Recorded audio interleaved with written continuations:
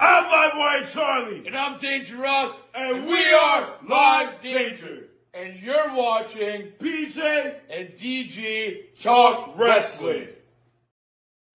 Hello, everybody. Welcome back to BJ and DG Talk Wrestling.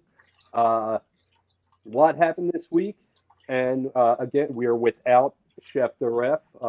It's another no holds barred match this week, but that's never stopped us before. Yeah, I would. I'd give you a certain salute, but I'm trying to keep. But that's I think above the PG rating. You know, I'm still Venmoing, PayPaling, Cash Apping, whatever the cool kids are doing nowadays. You know. Well, I mean, listen. With the popularity that Chef has gained from appearing on our show, he's gotten gigs all over the world to referee different wrestling-based live streams. So you know what I mean? Like he's gotten He's a some busy offers. man. He's gotten some offers and all cash. What's up to the chat? Ryan Milky 14 and the heel Mark. Good to see y'all again. And whoa, I'm glad you got a good seat, but when did we hire a popcorn girl? And when did we get a popcorn desk? And why has nobody brought me a bucket of popcorn? We'll have to see if that's in the budget. I mean, It's apparently, in the budget for a bucket. like, come on, like, I'm one of the hosts here. Can I get a bucket of popcorn? Jeez. But anyway, we had some interesting moments in wrestling this week, and I figure I start us off with the press conference they did for the Raw debut on Netflix. A couple interesting things coming out of that, like Logan Paul is now the newest member of the Raw roster. Yeah, well, I was hoping that retirement would stick, but And even more bold, he said he's coming for Gunther in that World Heavyweight Championship. I mean, this guy, I want to call him a joke, but he's proven that he's not. But he's proven that he's not championship material, world championship material. I mean, he lost to Roman, if I remember correctly. In a match where, if I'm going to play the other side of here, that he took Roman to his limit. Oh yeah, We saw him come within moments of winning that championship. I don't know if that's enough for him to enter the next division and level up. You know what I mean? Oh, speaking of level up, RIP. Just found out it existed. Just found out it was canceled. Easy come, easy go, right? And then as well, we get the official announcement now that it will be Liv Morgan defending her Women's World Championship against Rhea Ripley one more time for the Raw debut on Netflix. Now, me personally, I've seen both ends of the spectrum to where a lot of people think this feud's played itself out way too far, and others that are like, hey, I'm still excited for this. I'm enjoying the feud. I'm fine with it. I mean, we know it's got to end soon. It's got to end soon, Yeah. But for right now, like, I'm fine with it. I mean, I think about it like this, too. Like, when they did, I think, what was it, SummerSlam? The Dominic in a shark cage thing or whatever, where they did the spot where it looked like he fell out. And Rhea was like, hold on, ref. Don't count me out. I'm going to go beat him with this kendo stick. And the ref was like, oh, okay. You know, and then we get Raquel's return, and the referee wasn't supposed to see it, but because he obviously saw it, he made the call outside kayfabe, real life, that he had to call for the bell, call the audible, which eventually was going to lead us back down the road to him. And I'm looking forward to this. I've enjoyed this feud wholeheartedly. And my question is Liv the person to carry that championship into WrestleMania? No, it's going to be Rhea. That's how I feel. But as we are also discussing off air with this match, we also have the possibility of Tiffany Stratton Money in the Bank cash in, because I'm expecting this match to have some moving parts, some interference.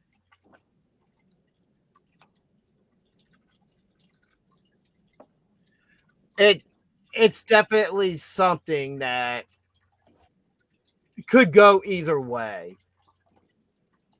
But a cash in is always possible. Yeah. Oh, well, maybe the possibility of a Charlotte return? I've heard that she is ready. So I'm assuming like she will be back. And that would be the perfect stage because that would put the spotlight where she perfectly wants it on her. And No, I mean, and I would honestly, I would be okay with seeing Rhea and Charlotte again at WrestleMania because I do believe they're 1-1 with each other at Mania, that they've had 2 matches. Put it this way. Regardless of who wins, if Charlotte comes back on the 6th, she's the champion by the 13th. That's just how WWE books. I don't know about that anymore. I don't know about that anymore. I think that's what happened her last return. She came in, was like, I want a title shot. The next week she gets a title shot, wins the title. Charlotte wins, LOL. I mean, here's how I'm looking at this current point. That a match with Charlotte at WrestleMania, and regardless if it's for a championship or not, has come to a point where every match she's been in at WrestleMania has been considered a match of the year type candidate or a match of the night or a big moment. That for the women's division, a match with Charlotte, it's almost equivalent to a match against Undertaker at WrestleMania because because you are going to be in one of the top spots of the card against one of the top stars in the company, and you are going to get the chance to shine. Excuse me. Sorry if my mic picked that up. It was a good one though. No. Yeah, that's one way to look at it. And automatically I was like, all right, is that right, or who else would I put in that spot? And yeah, it's definitely Charlotte is that level for the women's side of things. And I would even go as far to say maybe she could return, as Heel Mark said, at the Rumble. And maybe she could challenge Nia. Or Tiffy. If we're going to give somebody the chance to shine. A Charlotte Tiffy match, there are comparisons between the two. I think that would get over. I could see that feud. Yeah. I'm all about it. I'm all about that feud. I dislike them both equally. Yeah, let's see that. Let's make it happen. The final 4 in the Rumble, that's a little bit too early to talk about. One of them's gonna be Goldberg. I don't think so. One's gonna be John Cena. So. Yeah, I definitely think John Cena could be one of those final 4. No, I can't even give like serious thought to that right now. Give me like 2 weeks. In 2 weeks. You know what? John Cena, Roman Reigns, CM Punk, and Seth Rollins. Who was it? Seth Rollins. No. The whole. Oh.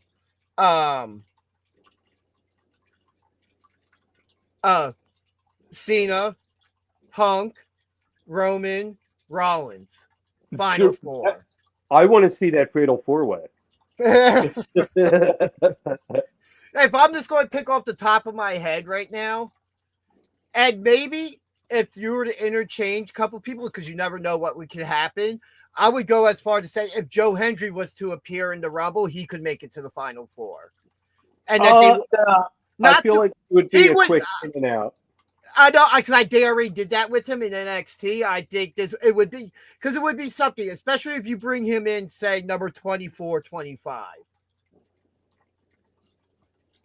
Oh, now There is a wild card thing here at the moment, and we know the history with the WWE title over the past 4 years with Roman. You know how it was loosely defended, and even though I say that loosely, but what if because KO pile drived Cody Rhodes after Saturday night's main event and they went off the air? What if Cody's forced to relinquish the championship? Do we put Cody now in consideration to be the first person to ever win the 3-peat in the Rumble? Just off the top of my head. Yeah, I could see him doing it. I would hate it, but go on. I would more think he's in that Final Four more than I could see Uncle Howdy somehow making it to the Final Four. Because I could see him being like coming out as one of the last big pops of the night, 28, 29, 30. Oh, and also, I mean, lately I've been hearing rumblings that, Howdy's missing, obviously, but I've been hearing rumblings that this could lead to kind of an evolution of Howdy. We could see a different Howdy next time we see him. Because we haven't really talked about the Wyatt Six much the past couple. We haven't, and I don't know how. They're like my favorite thing in WWE right now. I mean, it's also because there hasn't been much going on with them. They had the 6-man tag, they lost, but the Wyatt Six doesn't need to win to stay relevant. Their mystique carries them pretty far, and they're helping build whatever this Raw storyline has been with them. And obviously they haven't been put down and out yet. But a couple weeks ago, Bo Dallas had the Uncle Howdy mask off and cut a promo. And maybe it was a month ago now, somewhere in the past month. And I remember... I thought that was like old Bray footage. Yeah, so did I. And from there, what I've been waiting for is... Because I saw rumblings of this quietly happening, and they come and go. But the reintroduction of what was going to be the Fiend's new outfit. So I don't know if you saw the Bray Wyatt documentary. No. But I did see the designs and like. So I can't. I like literally cannot watch that because. Honestly, it doesn't hit you till the end when you get to where they start talking about after his match with LA Knight and what was supposed to happen. And then he got once you get there is when you know. Everything else before that is great story. If you don't know his story fully, highly recommend it. But for those that don't know, this outfit was also released as DLC for WWE 2K24. Yeah. So if you've seen it on there, that outfit was going to be how he returned as a new version of the Fiend. And I've seen rumblings that costume may somehow get used. And I've speculated from the beginning that something that could work because it's the mystique of the Fiend, not Bray Wyatt, was that Bray Wyatt always portrayed himself as multiple personalities almost. Right. You never know what if Fiend was something to where it was more of a spirit and he can, and Uncle Howdy can channel that power and then now becomes a new version of the Fiend. So just want to address something that Heel Mark said here. Oh, Captain Heel, what's up? How you doing? Welcome to the chat. Welcome. Heel Mark, you know what? They're not cramming them down our throats. They have something that they could easily be like, hey, look, nostalgia here, blah, blah, blah, every week. What they're doing is carefully using them to the point where, like, there's never going to be a Wyatt Six championship match. No one in the Wyatt Six is ever going to have a title match. There's no need for that. This is just, they're sitting back in the shadows, being creepy, watching, and being like, I don't like this guy. You want to attack this guy? Yeah, let's attack this guy. You know what I mean? Like, I love it, and they're only there when they need to be, when they have something to say or to do. it's also the people they're attacking, or the people who have like going after the Miz, right? They went after Chad Gable. There's the string of what they're doing and how they're doing it. Now, the whole Wyatt Six storyline also does play out on their social media pages. They're constantly they'll post little vague things that continue their storyline. And Oh yeah, like yeah. now, do I think they could be doing more with them? Yes, I would love to see them more, but you don't want to. You don't want to run out the mystique having them constantly live on TV. So them running the vignettes, doing backstage stuff, still having them on the show. This is a storyline as something is a TV storyline, like they used to do back in the day. They are a jump scare, essentially. They're something we only do every once in a while at the right moment. Yeah, and just to counter your point, I think at some point somebody in the Wyatts will get gold. I could see it being Dexter. Now, before the show. Oh, yeah. Wait, hold on. This is a good segue to the Judgment Day, which will bring me to my point. It seems to be a lot of dissension within that group of who's not supposed to have a leader, but Finn is clearly trying to be the leader. And because of how much of disdain and dislike he has for Damian Priest, during their match, Damian Priest showed up. This feud with Damian Priest has now cost the Judgment Day, him and JD, the World Tag Team Championships to the War Raiders. Yeah. There's some dissension. They've been teasing Judgment Day breakup for a very long time, but just planting seeds. You know what I mean? Like, this could be nothing, but then again, at the same time, like, it's starting to get to the point where it's probably going to be something. I've had that thought for the last 3 or 4 weeks with like, it's becoming a trend now. And you know what? Maybe the Wyatt Six get through this feud with the Final Testament, and the Wyatt Six are the nail in the coffin of the Judgment Day for what they did to Rhea and Damian, because that's their MO, is going after people who did others wrong and abandoned them. Who did? Chad, when he went after Chad Gable because of what he did to Otis. And no, I'm sorry. I was thinking that LA Knight was a Wyatt Six target, but that wasn't. That was Bray's final feud. I'm sorry. Yeah. I got my timeline mixed up there. Milky, just wanted to address this. Are horror fans not a part of everyone? Like, I love the fact that there's this like little dark corner of WWE. You know what I mean? That like people like me who watch anyway, but love that kind of thing, can like just be like, oh, it doesn't have to happen all the time. But every couple of months when it does, I pop, I mark out. You know what I mean? Now like, to in the chat or the New Day. Yeah. No, Milky. I for like a month or two, honestly, I for a while watched WWE Raw for Wyatt Six, or not even Raw, but just WWE content, because I loved Bray Wyatt so much, and I was just so hype about what was going to happen. So yeah, like I will say it now, and I will always say this: Bray Wyatt, when he spoke and cutting a promo in the ring, it wasn't like he was one person speaking to millions.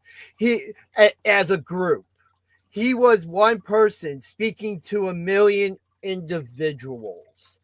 And to where when he cut, it always felt personal. It always felt like he was just talking to you, not to the 15,000 people in the arena.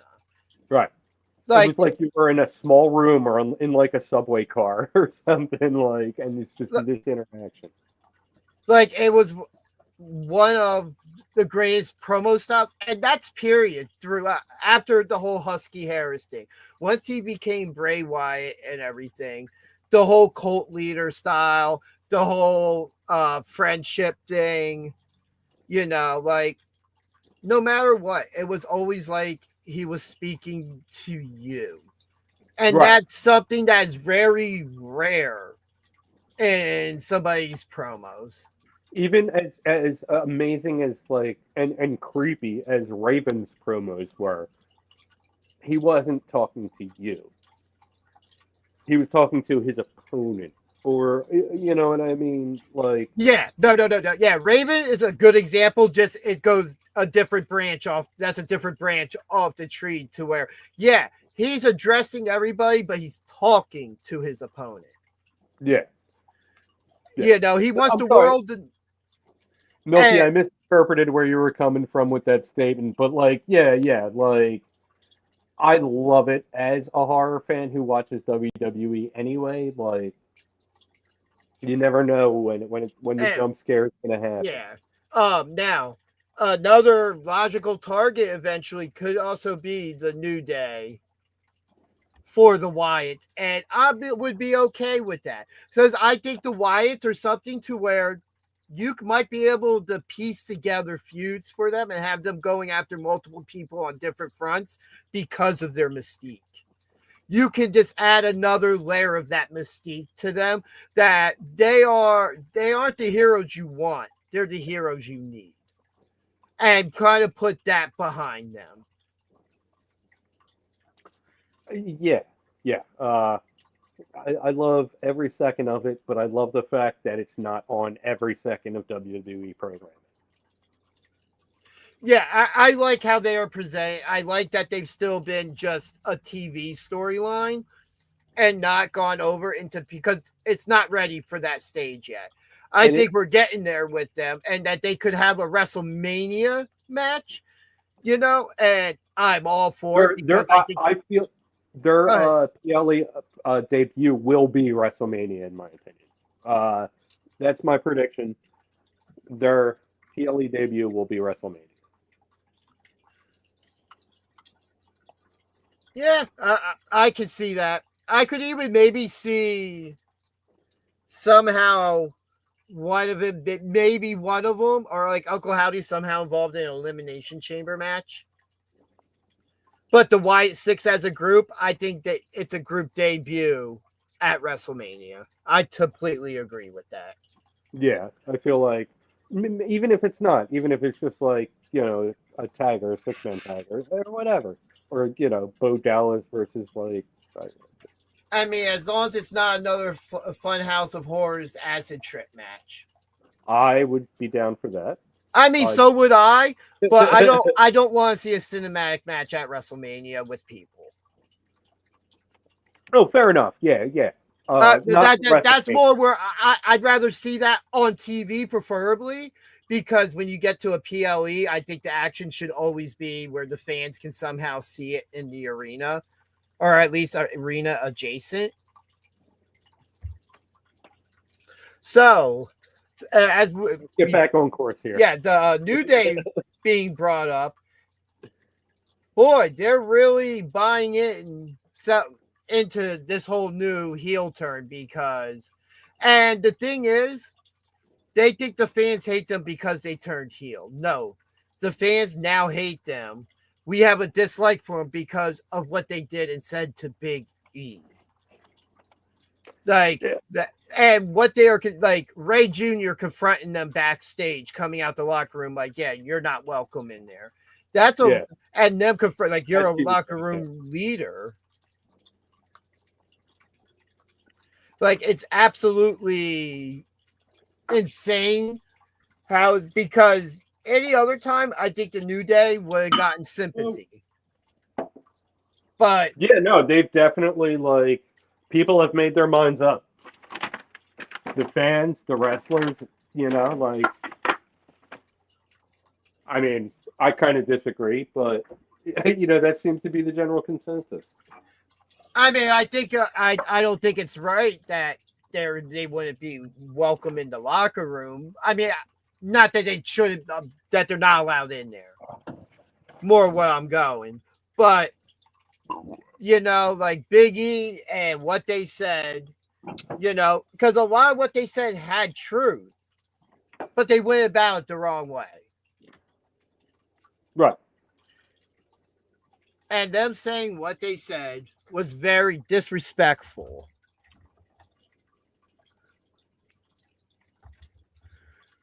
And the way they're playing into this, I'm excited to see where a heel New Day goes. Personally. It's wide open there. Like they haven't really entered any kind of feuds or anything, so like you really don't know. There's really has been no indication of where this is going, and I love that. I love it when they leave it wide open like that. Yeah, because let's do some. Because they're getting Dominic Mysterio heat. And that's absolutely amazing to get that much heat in this situation. Which Ryan Milk. More impressive. Which would be even more impressive if Dominic wasn't getting Dominic heat. I mean, it's still just as impressive because it's not often that the crowd gets so loud that they can't just speak. To Ryan in the chat, I don't hate New Day. Big E will likely never return, has held them back from progressing. I disagree, but I agree at the same time. I don't think Big E not being there has held them back. I think the problem became when in WWE and all them knew he wasn't returning anytime soon. This should have happened much, much sooner because of the fact that the New Day needed this heel turn much sooner than it happened. Yeah, this needed to happen for a long time. Or them breaking up, whichever way it would go, Hey, well, if Odyssey Jones didn't do what he did, it would have happened a lot sooner. Now, what I picture happening now is the fact that since Big E's being reintroduced to the storyline, what's not to say, and I think I said it last week, where he brings in another team. Is he being reintroduced to the storyline, or was that a one-off? I mean, we don't really know yet, but the idea now that he is the vocal point of their heel turn. That is the vocal point, is because it's what they did to him, not the fact that of what they said. Their actions spoke louder than their words. Because they weren't going to allow Big E back into it. Because Big E, I will say this, every time their theme song hits, I always look over it and I expect to see Big E. Hey, I always felt like he brought the energy for the group, and without him, and then the injuries happening, whatever, because they both did get injured at certain points since then. Right. That the energy just wasn't there and it just wasn't the same, and they never really transitioned from it to take that into effect. Like, literally, you could have cut out just his part of that, and it might have been, because think about it, every time the fans hear Big E's voice, we are reminded that Big E is not with them. Right. And that's at least how I took it. It was always like a stab in the back. Like, come on. Can we I get that's their you could have redone the catchphrase. I get it to honor Big E, but the fans we're still waiting for that moment because it's always in front of us. So who, if anyone, you hear, "Don't you dare be sour," while Kofi and Xavier are in the ring cutting a promo, "Don't you dare be sour." Big E walks out and says, "Well, these guys are going to beat you." Who is it? Who comes through that curtain?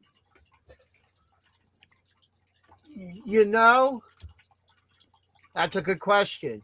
Who would be the team that heel New Day would be able to help get over? Trick and Mello? I would love to see. I said I would love to see them as a team again. I would love to see Trick and heel Mello together again. I think they did a really good job. But the problem, no, because the problem becomes everybody in my head I'm thinking of would be heels right now. So you would have to turn them face, like OTM from NXT. It doesn't matter Dude. because them walking out will turn them face. But and I think of a team like OTM who might not necessarily be ready for the main roster, but having somebody like Big E on the road and traveling with them to help guide them down that road would be a really good thing, and that's a lot of experience for them to pull from. Man, without Chef the Ref here, we are not only outside the ring, but we're in the back of the arena hitting each other with anything we can find. To respond to you, Ryan, Sorry. their words, but the idea that when Big E went to step up, You can't see and their talk news to him, words, but you he- can see their mouth move. Kofi put his arm out. It was more the emoting of what they were doing. Now, I would think also the idea of Trick and Mello as faces would also work with Big E. Pretty deadly. Man. Yo, they need how much I'm 50-50 just on the gimmick. Them as a team works great. And I wish there was more being done with them in the tag team division. Like even just them picking up wins. Well, they're working on their musical. Yeah, where's that gotten them? Well, we'll see. Catering. That's what that's gotten them. We'll see. We'll see where that. Hey, you got to sacrifice sometimes to level up. You got to sit back and not be in the you know. You got to get other stuff done. I can't wait for this. Yeah, if it ever happens, right? So then we also get a big match announced for Netflix on Raw. Seth Rollins versus CM Punk. Yeah, I mean, which we pretty much knew that would be the most logical landing spot. I mean, their act's a comedy act from the start. It's just an over comedy act. Just like Too Cool wasn't a comedy act, but an over comedy act. Breezango. I love both them, so I was disappointed. All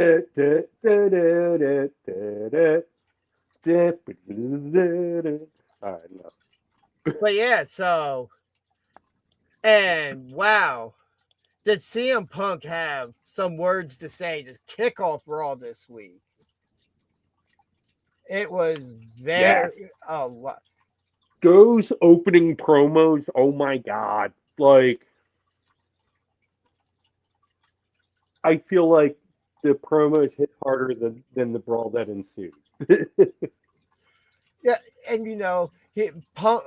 Just the things that Punk said, that he was just a wannabe, and that it was basically a mistake. That the mistake was his, and that he admitted he did ghost Seth Rollins. So Seth Rollins, he justified Seth Rollins' feelings in the situation. And for the Netflix debut, I'm guessing Manny. Or maybe, yeah. Okay, yeah, no, that's probably for Netflix. Tribal Combat, 100%. That's gotta have a good 45 minutes. I mean, I wouldn't give it that much. Or no, it's a 2-hour show. Never mind. Like maybe half hour. Well, I think Raw and SmackDown go 3 hours beginning of the year. They have it officially. Oh, both are 3 hours? Or at least it's going to push the 2-hour mark. Because on Netflix, they won't have a hard out time anymore. Yeah, right. Even so. I definitely think Roman Solo's the main event. That's the biggest storyline going for the last almost 5 years now. Like, I am still all about the Bloodline story. It is layered. They have moved it along perfectly. It is an upgraded version of what I assume was the original version of the original vision of NWO versus Wolfpack in WCW, and it just never worked. Like like seeing that this something like this split like this is a very interesting story because both sides have legitimate points. Everything Solo's doing exactly mirrors what Roman did. Everything from the way he comes out and cuts his promos to the vignettes of him sitting at the head of the table to him having his right hand man. But it kind of reminds me of like a 17-year-old SoundCloud rapper, like emulating, like, I wanted to say Jay-Z, but due to recent stuff, I'm not going to say Jay-Z. But the only real difference there is, as Roman said in that cinematic promo that they did, was that it was given to him. He earned it. It was bestowed upon him. Solo just waited for the right moment and just stole it. And Solo stepped in there. He brought in those who weren't wanted. He made his own bloodline. He did the exact same thing that Roman did. The only difference is he has not won the championship yet. Right. No. That is the only difference. They brought tag team gold to the bloodline. This bloodline has been booked very well under him. They are a threat. What happens Monday the 6th and afterwards? What do you see? Just in a snapshot. There's a couple different scenarios I've had in my head recently. One, that Roman there will be outside interference, and somehow Solo, maybe with an assist from The Rock, will maintain the head of the table spot. But if there's going to be no Rock Roman at Mania, then that kind of goes out the door in my head, because that would be the perfect opportunity to plant that tree, to build it, to start to build that. Yeah, that's the take us, or if it was going to be Rock Cody, whatever. The Rock's return and having a big impact, that would mean something. And then I don't see it not happening. Look, the Rock's coming back, but it comes down to the idea of the impact. Like, do they actually not give it back to? I think it's time that Roman takes back being ahead of the table. That the bloodline, even if the bloodline doesn't reunite as a whole group, and they'd stay just a group of individuals, I'm fine with that as well. All right. I didn't really have an answer to my own question. I was just trying to see where you thought like things would be going. I would like to say, I'll say this, at least for the bloodline, since WrestleMania last year, and if Chef the Ref was here at the moment, he could vouch for this for me, but I think you and me also discussed this when I laid out the bloodline storyline in conversation. This is exactly outside of the tribal combat match for Head of the Table happening on the Netflix, because at the time that wasn't a thing yet. We didn't really know about that yet, of the debut and the move off of U. We knew they could be moving off USA. We just didn't know it was going to be Netflix. So the big thing would have been Royal Rumble or WrestleMania. But I had this laid out of the major plot points of this. War Games, Crown Jewel, that Solo having to be upwinds on Roman to keep Roman in the pursuit. You know, like this storyline has had to have bullet points. And it's hit every one of them.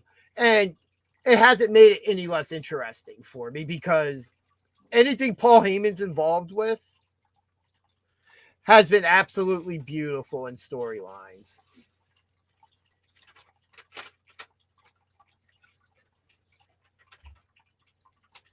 Yeah. It just clicked in my head. But I'm very interested to see where this CM Punk Seth Rollins story goes. I really am. because I don't think that this is a one-off. I think this is a feud that could potentially run till WrestleMania.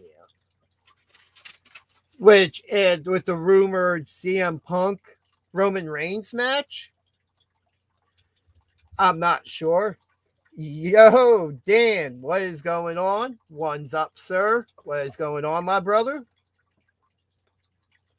It is good to see you. The missus says hi. What was that funny for you? Because I missed it, but was I able to put the pieces together? What now? Was that your funny bone? No, it was around the other side. It was like all bone on fire extinguisher. Oh, I was getting up to use the restroom and just kind of gave a back elbow to oh well. You got to take bumps, right? I mean, it is no holds barred, and the fire extinguisher got you. I'm glad it got my $2 Cash App. So, something else interesting that happened in wrestling this week that's not Raw or SmackDown was on NXT. And I'm going to start with the Ethan Page essentially finding his smile again. what that spot they did with Javon Evans. If I was expecting it, that would be different. Yeah, you don't. You usually expect them to break it up before somebody hits the stomp on the chair. But when he did that, and then the blood coming out his mouth, ooh, I don't think we're going. I think it's going to be a couple weeks before we see Javon Evans again. Yeah.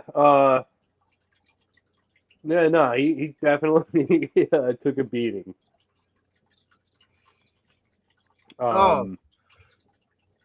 And I mean, he was only out there trying to talk like, hey, man, just you've done great things. We all respect you. But, that's where that train of thought gets you in pro wrestling. Don't go out there telling people you respect them. They're going to kick your teeth out your head, literally. You're going to get a total elimination at the very least. Yeah. Well, actually, that would require two people. Never mind. And then the main event of NXT, which, wow, Trick Williams and Eddie Thorpe.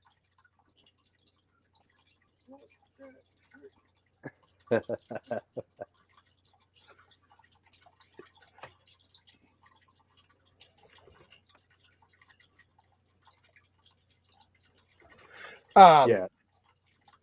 NXT, I used to say was the best show, especially during the Black and Gold era.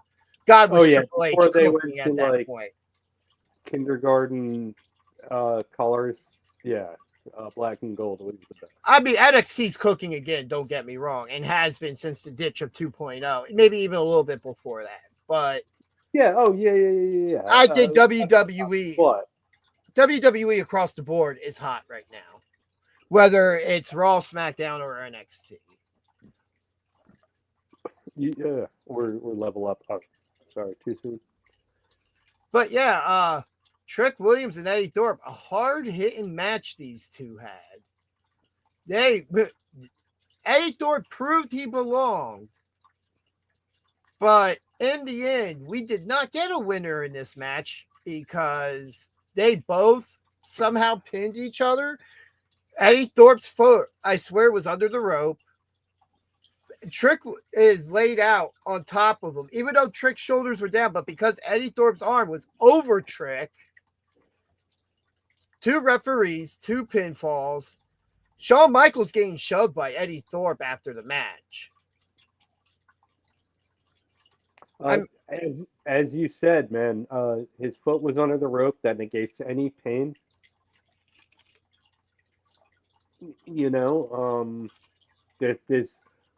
I said off air, this match has to happen again, and you said Fatal 3, or yeah, look, triple threat at New Year's Eve. He gets inserted into the Obafemi Trick match, or He's named number one contender, and he faces the winner of that match. Because And NXT is pretty good to keep their challengers lined up. I am all about either one. Thoughts on the Eddie Thorpe fake? Oh, it's a smart move. It was a smart move by him. He didn't have to go through the Iron Survivor. He got to jump the line. That's what he did. And you know what? He got himself a title shot, but he didn't win it. But he might have gotten himself a second title shot. And he's still not. Regardless, both those men in the ring with Oba Femi, if anything, they're going to add him to the match to put Oba over even more. Over Femi. And because part of me thinks Trick's going to get called up soon. Yeah, I feel He's like ready. this might be Trick's farewell. In fact, we might see him January 6th on Netflix. Or on SmackDown that week. Because I'm assuming if we got New Year's Evil that next night after Raw, I'm assuming that SmackDown's going to be a big show as well. Even if they're not going to push it as one, they're going to give us something, and that could be another spot for him. I would like to see them keep Trick and Mello separate for now until they're reunited maybe next year around Rumble season. If anything, I would say that could be Trick's first feud. He interrupts Mello in a moment of celebration, a big moment for him, to try to, hey, brother, I'm out here to celebrate with you, and Mello's upset with him. I see where you're coming from. Personally, I would like to see them kept separate for a while. Let me see what they can do with some other people and build them up a little bit before you get that feud. I'm just looking at putting two people together that would already have the chemistry, which could lead to them maybe tagging back together. Well, yeah. Whether it's versus each other or with each other, like, agreed. But in my opinion, I would like to see it like a year from now rather than like a month from now. Heel Mark in the chat. I think Oba's walking out NXT champion. I think Eddie Thorpe's being put in the situation so that he can be built up to look like a credible threat. Because we've seen them do it with other people like that before. They put them in that spot, and then they bring them back down after that loss, but they still have that momentum. He can be over, and he can get over in that match and not have to win.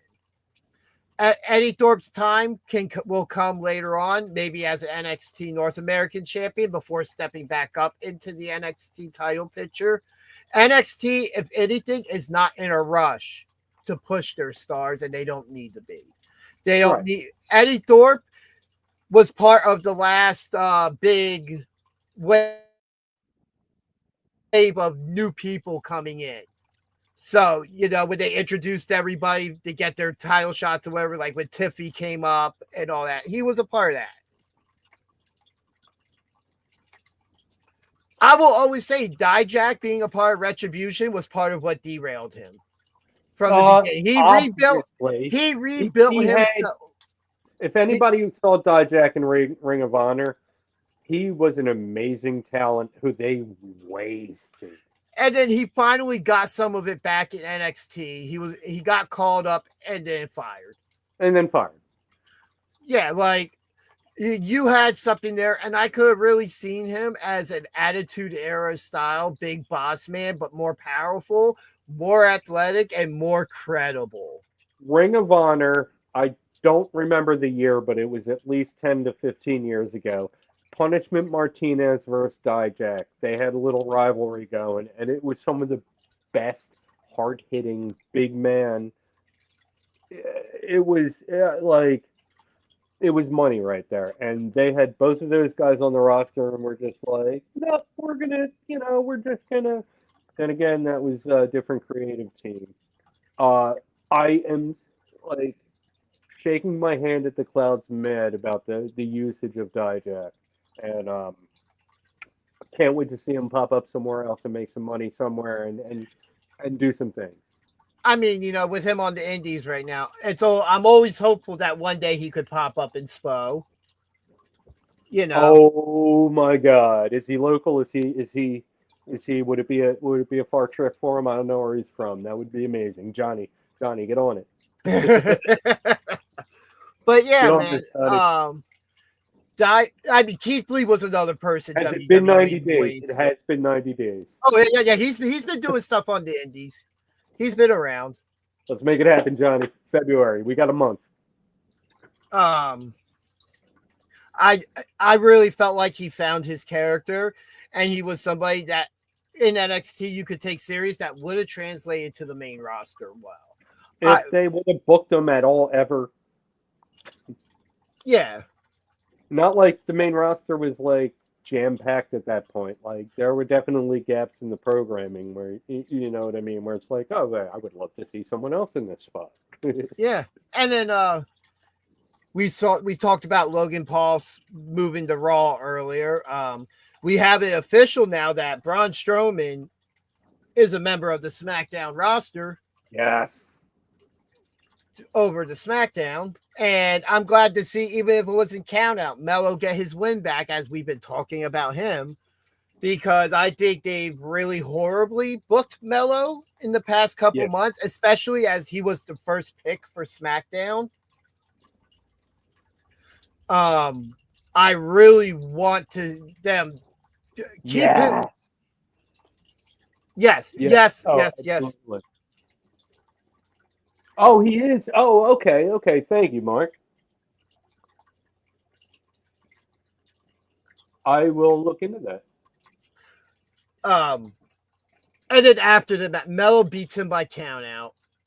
And this is all after the Grayson Waller effect and Braun being the guest, and just Grayson Waller like, please don't destroy my set. I like my new set. Please don't destroy it. Those guys are entertaining too. Waller and Austin Theory. Someone said in the chat earlier, I think we get rid of the Grayson Waller effect and bring in Carlito's old talk show. Yeah. What's up in chat to popping in the Show Me State? How you doing, buddy? How you doing? What's the Show Me State? I know that. Well, I can tell you it's not New Jersey. No. New Jersey's like, don't you look at me. It's the don't look at me state. Mind your own business. Like a good neighbor, stay over there. Mississippi? No. What is the Show Me Missouri. State? I knew it was one of the MISS states. Is it the one that goes PP after it? I've been to Missouri, actually. St. Louis. I was up in Archie. I took that claustrophobic crazy elevator up, and I have some pictures from the top of Archie. I'm overlooking Busch Stadium, man.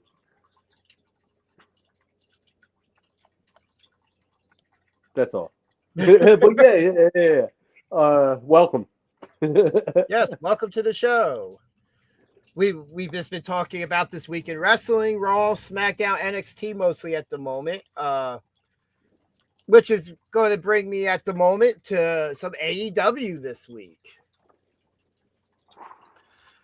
And I know that there's not a lot of deep storylines going in AEW. They're very top of the water, you know. But when it comes to storylines in AEW, in my mind, I kind of relate it to New Japan. Because a lot of their stories are literally told in the action, in the ring, and a lot more backstage style, or like the press conference thing behind them, and there's just a camera, happens to be a camera there, and they cut the promo. I didn't forget TNA. TNA just did the year in review, which congratulations to Joe Hendry on being the superstar of the year. I'm hoping he beats Nick Namath at the next pay-per-view, because we all believe in Joe Hendry. I don't know. Yes, I've been going in and out of the Netflix kickoff.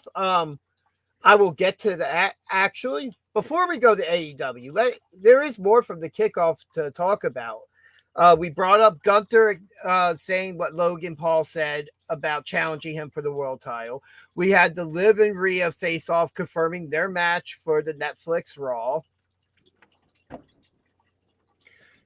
We spoke more. Punk and Rollins had another face-to-face there. We also had Paul Heyman show up. and telling Solo exactly what everything means for this tribal combat match. That it's not about anybody else but Roman and Solo. But if I learned anything from the last one, I think both bloodlines somehow get involved. But the one thing I actually do want to talk about, Kevin Owens, KO, interrupting the proceedings with everything, still carrying that Winged Eagle WWE Championship belt, claiming he's the champion, which he could have won the title if he didn't throw Cody into the ref or whatever, because Charles Robinson took a hard bump there. But we get him pleading his just because KO's right doesn't justify him in what he's done to Randy. And in Cody's situation, Solo called out Cody and Roman together. He was challenged by Solo for that tag team match. So Cody getting involved in that was even being told no. Hey, he was answering the challenge and he wasn't going to back down from it. And in the end, if I have to pick which bloodline I would be loyal to and help, I'm helping Roman's bloodline because they did not do like Solo did. And as I said earlier, Solo's only doing exactly the same thing Roman did. From the promo style to saying acknowledge me to everything, he is almost carbon copy.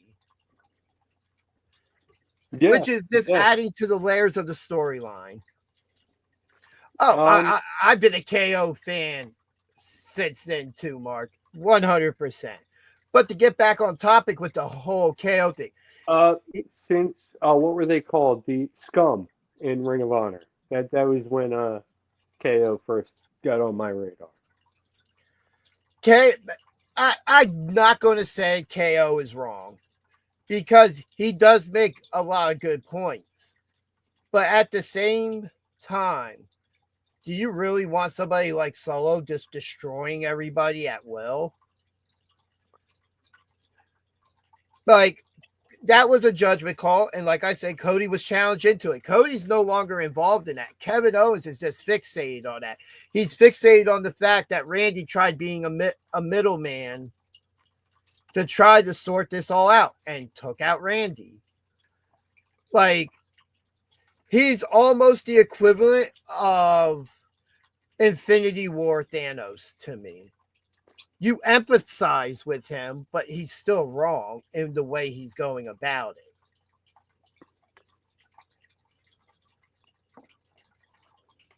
But I'm drinking out of a glass. It would really hurt to continually smash these. Yeah. Oh wait, no, that's Sandman. Yeah, no, that's a wide spout. I would end up soaking wet. But then again, he usually does anyway. Right? Yeah, no, I'm just gonna drink how I drink. I mean, this whole storyline with KO is very interesting. We know we're going to get at least one more match out of it. And there's also, I mean, I said earlier, I speculated that what if, because of this pile driver, Cody has to vacate the championship. That is an interesting thought. I don't know. Because let's look at it like this. You're not killing him by having him drop the title to somebody randomly or to KO right away. KO can still move on and blame Cody and blame the match with Cody and the fact that Cody did, as it was pointed out by Jesse Ventura and everybody else, Cody looked and did use the chair, but he did not bring the chair into the match. KO brought the chair into the match. That backfires on KO more than Cody being a heel in my eyes. Yeah, I mean, even if it's the old throw someone a chair and fall on the ground, you know, while the ref is back's turned. Even so, like, he used it. It doesn't matter if KO brought it into the ring and failed to use it. You know, I can go back and play and say how many times John Cena did something as a heel when he the face. Cena's the absolute worst. Like, He did heel stuff all the time as the top babyface. He could have slit people's throats in the ring, and he would have still been over with like 10-year-olds. You know, like he was the worst. There just comes a point to where looking at it objectively is he did not bring the chair in there. Did he have to use the chair? No. But you know what? It was there. So he used it. KO brought the chair into the ring and it backfired on him. That's exactly. The ref would have been paying attention. Hey, well, you know, if Kevin Owens didn't take out the referee. Well, yeah, there's that. Again, KO. I'm not saying KO is wrong, but after this, he is now. He's not the WWE champion. No, Does he he's have doing I will say he has a claim to a rematch because of the finish of the match and the fact that the referee was knocked out. I'll even go to the extent to say that because the referee wasn't in the ring counting the 3. Because if you can't stand outside, how about now? I also did say I loved that the referee counted 3 because he was hurt and just counted it from there. I loved it. I think that is something that shouldn't be played out too much, but that is something that KO. There's plenty of other ways to go about it. He has the belt that was used for one time. Cody Rhodes has the actual WWE Championship belt. I mean, Kevin Owens is my Winged Eagle champion. Yeah, and the next thing you know, we're going to have a Tribal Chief Championship that will never be defended and be completely pointless like the People's Championship. Parents, get your wallets out. Your kids are going to want these replica champion belts. For no reason. Yeah. Whatsoever. Got to have them all, right? Yeah, like their Pokemon.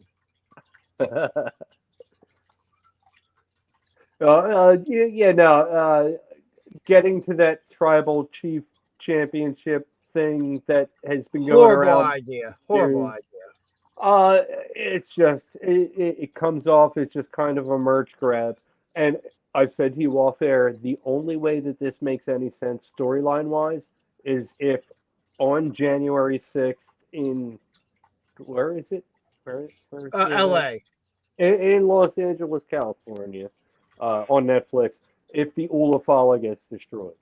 And I would hate every second of that, but I could see them doing it just because like that's an opportunity for merch money.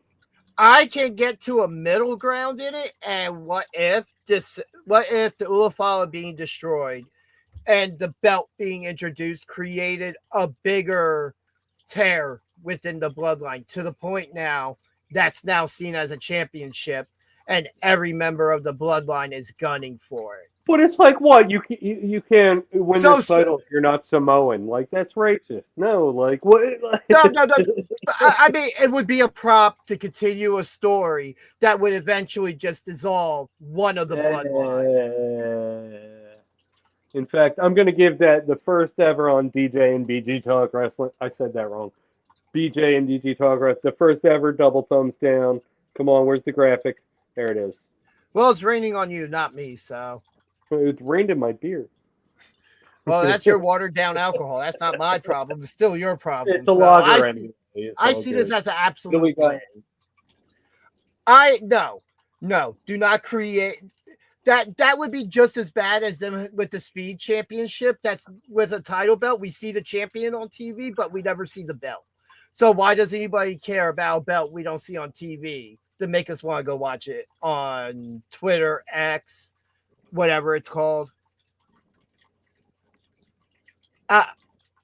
I just don't see any point to it. It would almost be like, you know, how AEW has a TBS and TNT title named after their networks. It's kind of cheap. You know, like you have mid-card titles. There's already something to be said that between what fan you ask that there are too many championships. Yeah, like there's already enough. Like the men have one major, one undercard on each show, one tag team. The women have one major, one undercard, one tag team. Let's not bring any more gold into the picture, please, please. And I'm okay. And I'm okay with the amount because I feel like the women's division's deep enough to be able to have a second. And it's because if NXT can do it, the main roster can do it much easier. And with them, if they're expanding both shows to 3 hours, you give room for that. And it also says something because almost weekly, you see some type of championship being defended on TV. Yeah, pretty much. So like at least once a month. Yeah, so all these titles are being defended regularly.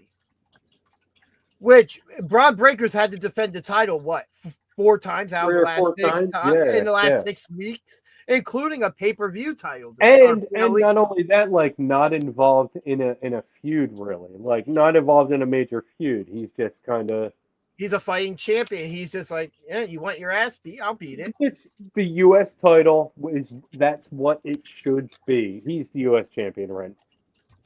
No, Braun's Intercontinental champion. Nakamura's US champion. That's okay.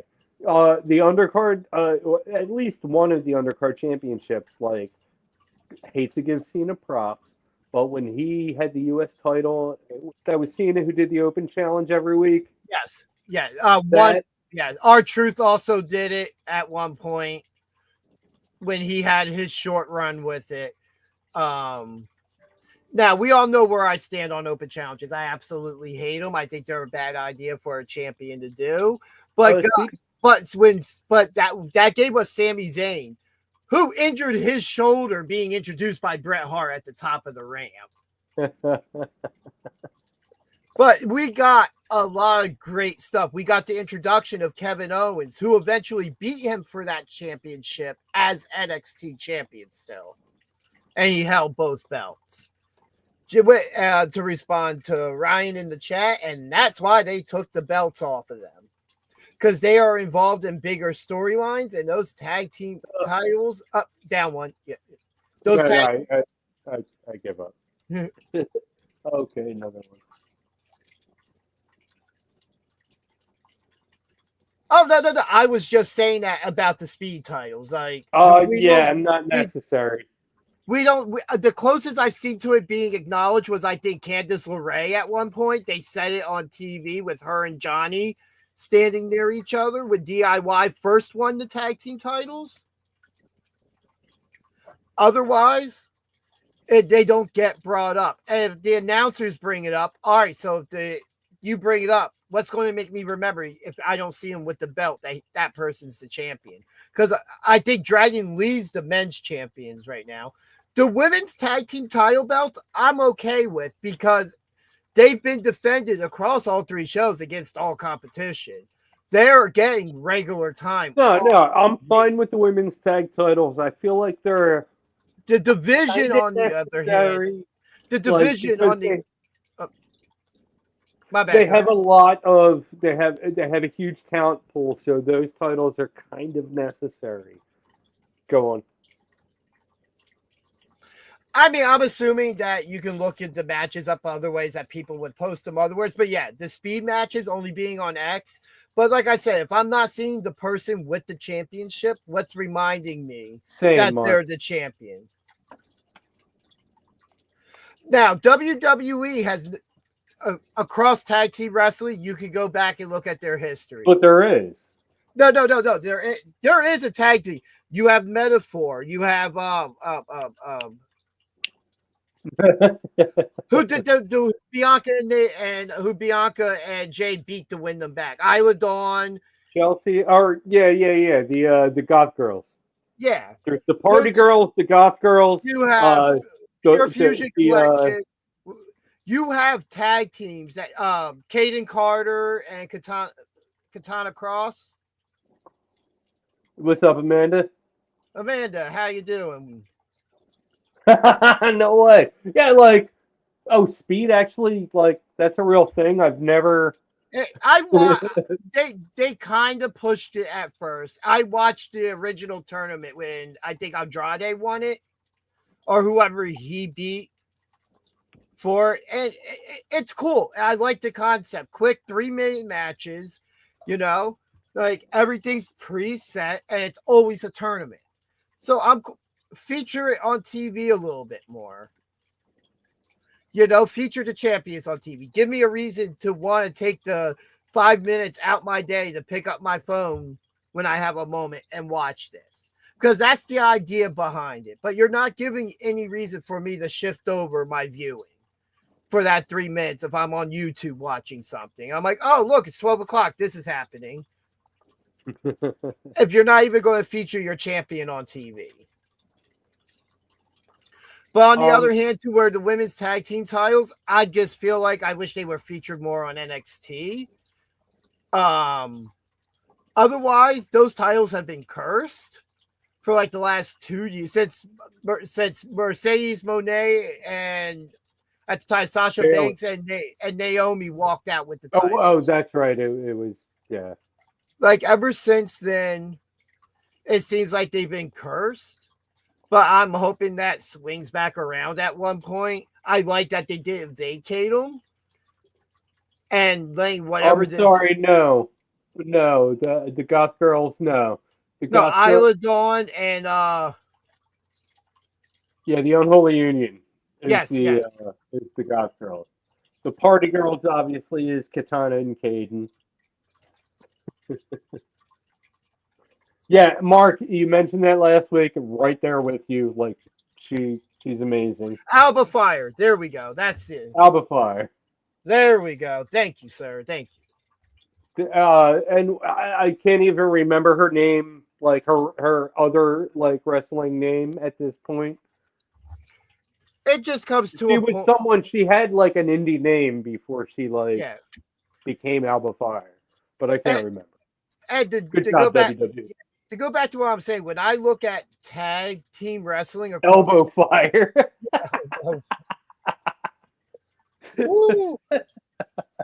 But if you look at the history of WWE across the board, a lot of their tag teams, they're big time tag teams, to where not counting like Demolition into this because they were a legit tag team, but a lot of their tag teams are thrown together guys who win the title.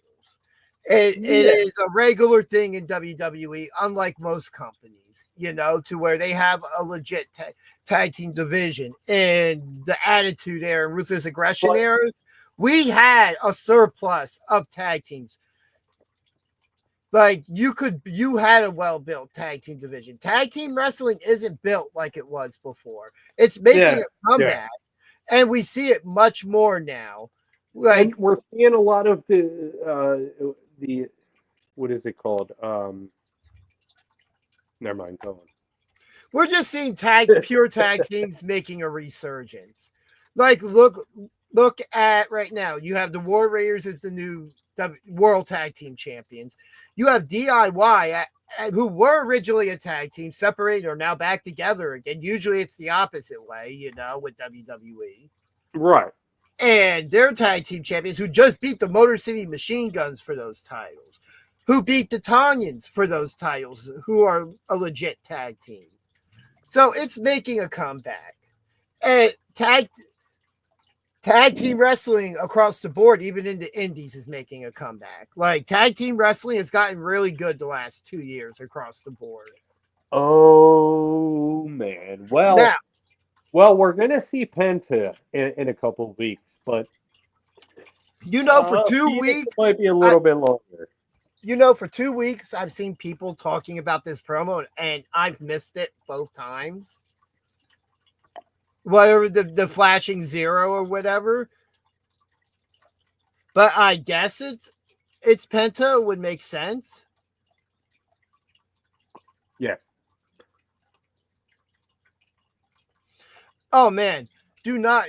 I had a method for the Monday Night Wars because of how the shows aired. I was the remote master. I had a house full of friends, and I was the guy who was like, "Okay, this sucks. Look, what's going on over here? Commercial. Okay, go back." Now, there was two different ways I would do it, depending on what was happening on the show. Like ahead of time, I would use my VCR, record one, and just watch the other. Or, this is what I usually did. So when Raw moved to 9 o'clock, they go from 9 to 11 was the best thing that ever happened for me because Nitro still started at 8 o'clock. So I could watch the first hour. Of yeah. I would exactly. switch over, watch both full 2 hours without switching back over to Nitro of Monday Night Raw. And then TNT immediately following Nitro replayed it for the people on the West Coast. So then I just turned around and watched the last hour of Nitro, or last hour and a half from when it went 3 hours. Again on TNT. It was just absolutely beautiful. Now, my favorite thing that ever happened on Nitro was when Mick Foley won the world title and they spoiled it and how everybody changed the channel immediately. That'll put butts in the seats. It did because after that, Monday Nitro never let in the ratings again. And it's hold on. We got the finger poke of doom. We got Scott Hall beating Goldberg due to cattle prod. Like, come on, there were some moments. No, all right. So now those moments almost line up with each other a year apart. But here comes my problem. Number one, once they did that, you know what every person in pro wrestling ever wanted to see? Mick Foley with a world championship. Obvious. I mean, I know this now in hindsight, 25 years later. But hey, that's what everybody wanted to see. So obviously everybody was switching over. And then, for them not to lead into ratings after that was something that is completely insane. And then you get to a point to where they still had good TV at that point. Goldberg beating Hogan is probably the most insane pop I've ever seen on TV. Oh, yeah. The Georgia Dome went nuts. But so we get that now, as you brought up, finger poke of doom. And before that, Scott Hall coming out and tasing Goldberg for Nash to beat him and win the world title. Number one, that derailed. That was just the beginning of the derailment of Goldberg. Goldberg was never the same. Was trash to begin with, and he just. All right, so here's the thing, and I'll say this now. In hindsight of me watching wrestling now, as long as I have, I won't ever say at that point he was trash. They did the right thing with him. They protected him, and But he was also taught wrong. And you watch his interview, he's like, I took advice from all the wrong people because those were all the people in the locker room at the time. There was if you're taking advice from anybody in the WCW locker. Now, there's a couple people back then. Like you had Arn Anderson in that locker room. You had Dean Malenko in that locker room. Yeah. You had some big. Not at that point, right? Oh, yeah, no, he's still there. Yeah, he was still there for a little bit. I'm just saying, they would have been there together. There was a point where they were there together. You had William Regal in that locker room. That locker room. Yeah, you saw what happened there. But I'm just saying, there were people there. William Regal's the person who told Triple H to go to the WWF. William Regal is also the person who shot on Goldberg in ring and got fired because Goldberg stopped. Well, because Goldberg was never trained to be a catch-can wrestler like Regal was. It was two completely different styles. And you got to look at that time frame, Goldberg was exactly what fit WCW. Like that fit. Like he was over with the fans, and we're talking about a time where he was maybe not ready for the spotlight, but he dealt with it well, and they booked him in a sense. When he got into the ring with people like DDP, they put on great matches. He had great matches with Raven. He had great matches with Mongo. He had good matches. I'm not saying they're 5-star matches, Because God knows Goldberg never had a 5-star match. Maybe at most he had a 3-star match, pending who. I mean, if we were going by WWE 2K, he wouldn't have got above half a star because his matches were over in 30 seconds. It just comes to a point with them where you booked this man as a monster. So this goes with anybody, whether it's the Big Show or the Giant, and whatever you want to call him. Brock Lesnar, you book monsters as monsters. You book these big guys as you should. Kevin Nash was booked at WWF as damn near unbeatable. Right. You know, right. you get these big guys, and then you do the taser. The taser thing, I can forgive because, hey, you know what? Kevin Nash called in his best friend to do a favor for him and help him win. That was the heel thing to do. That turned Nash heel. You know, Goldberg. I'm not even willing to. Oh, worst Undertaker at Saudi. Yeah, worse is Undertaker Saudi. His best match. Best, I literally don't have one. Best match DDP at Halloween Havoc. There are no good gold. Not Halloween. Halloween 1998. His match with DDP for the World Heavyweight Championship. Yeah, worst Undertaker and Saudi. Best, literally don't have one. I never watched Goldberg match. But after Goldberg injured himself, being a dumbass trying to punch a real window, it's real glass, damn it! Cry me a river. No. He headbutted the wall. The limo. When he you're talking about I thought you were talking about the Undertaker match. No. In WCW. And that was a combination of a couple things, and even Undertaker said, I shouldn't have been in the ring, period. I was not ready for that match. Yeah, no, Undertaker had said that himself. That's on both of them. That is not solely on Goldberg being a bad Goldberg gave himself a concussion before the match started.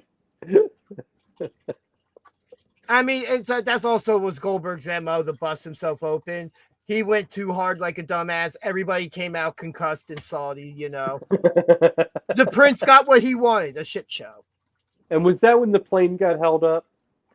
Ooh, it might have been, yeah. I think that was that. It might have been. That might have been that show or the one before. I don't know. That's just. Let's not get into that. But no, after Goldberg broke his hand, it completely derailed him, and when he came back, they just never booked him correctly.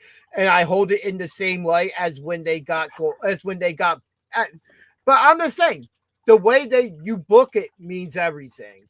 Look at Bray Wyatt. Yeah. Look at Bray Wyatt. Look at the Wyatt. Booking means a lot to have you in a spot, win or lose, where you still look good. Like, booking is the only reason Goldberg became who he was. Oh, they could have just been like, okay, you get the everybody treatment, and you lose a couple matches, and then you win one, and he wouldn't have been. I mean, who but he ended up being. For WCW at the time, continuing the streak was their breadbasket, because the streak was all they had. Taking it back, that cruiserweight division was falling apart. You already had Eddie Guerrero leaving. You had Dean Malenko leaving. You had Perry Saturn leaving. You had Chris Jericho had already left. Chris Jericho had already left and gone to WWF by that point because they wouldn't give him the opportunity that he rightfully deserved. Yeah. Like there does come a time to where bad decisions were made across the board. But it was a necessary bad decision. The booking that is. They needed that when it happened. And you could see the good matches Goldberg had was with people who had been in the ring much longer than him and were able to walk him through the match. Like that's another thing. When he was in there with veterans, they knew how to make him look good and the advice to give him. Because when he got to WWE, like his first. Well, yes, and Chris Benoit. The world's so not greatest dad.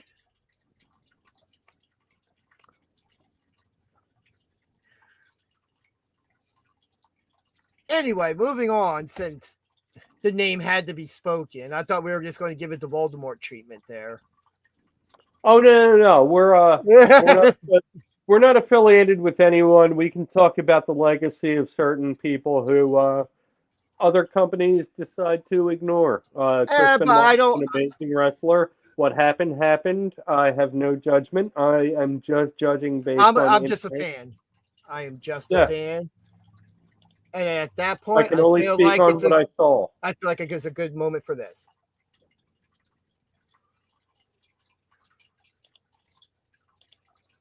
I can only speak on what I saw. But I will say, when Goldberg got to WWE, I thought they booked him well. In his initial run, not to come back with the whole title swap, him beating KO, which should have never happened. But I got it. Just like when The Rock beat Punk after his 434-day title reign, I just set up him and Cena too, which wasn't needed. But whatever. I thought that Goldberg was put in a lot of good spots and that he got to learn more, but a lot of bad habits just stuck with him as of being a very stiff worker. Because that is something that maintained with him, but I don't Not think stiff, reckless. Reckless is the word I think more applies. Reckless. When you say Goldberg and reckless, I will always think Bret Hart and not malicious. But I won't put malicious into that. It was something that could gone wrong with a Shawn Michaels super kick to him. Let me just make that clear. Oh no, any super kick, yeah, totally. But no, I understand the criticisms on a Bill Goldberg. Because especially now, I hold it in the same light that I hope he comes back and it's not a world championship match, because he should be nowhere near a world championship. Oh God! Like he shouldn't have been anywhere near a world championship back 3 or 4 years ago with Roman. And no, there's you know no what? need. Here's where I was okay with it, was with him and Brock. Because when we got the initial WrestleMania 20 match, it was a complete crapshoot. They added Austin to that match, and the fans still didn't care. How often can you put Stone Cold? Have you ever heard Stone Cold was involved in a match and no one cared?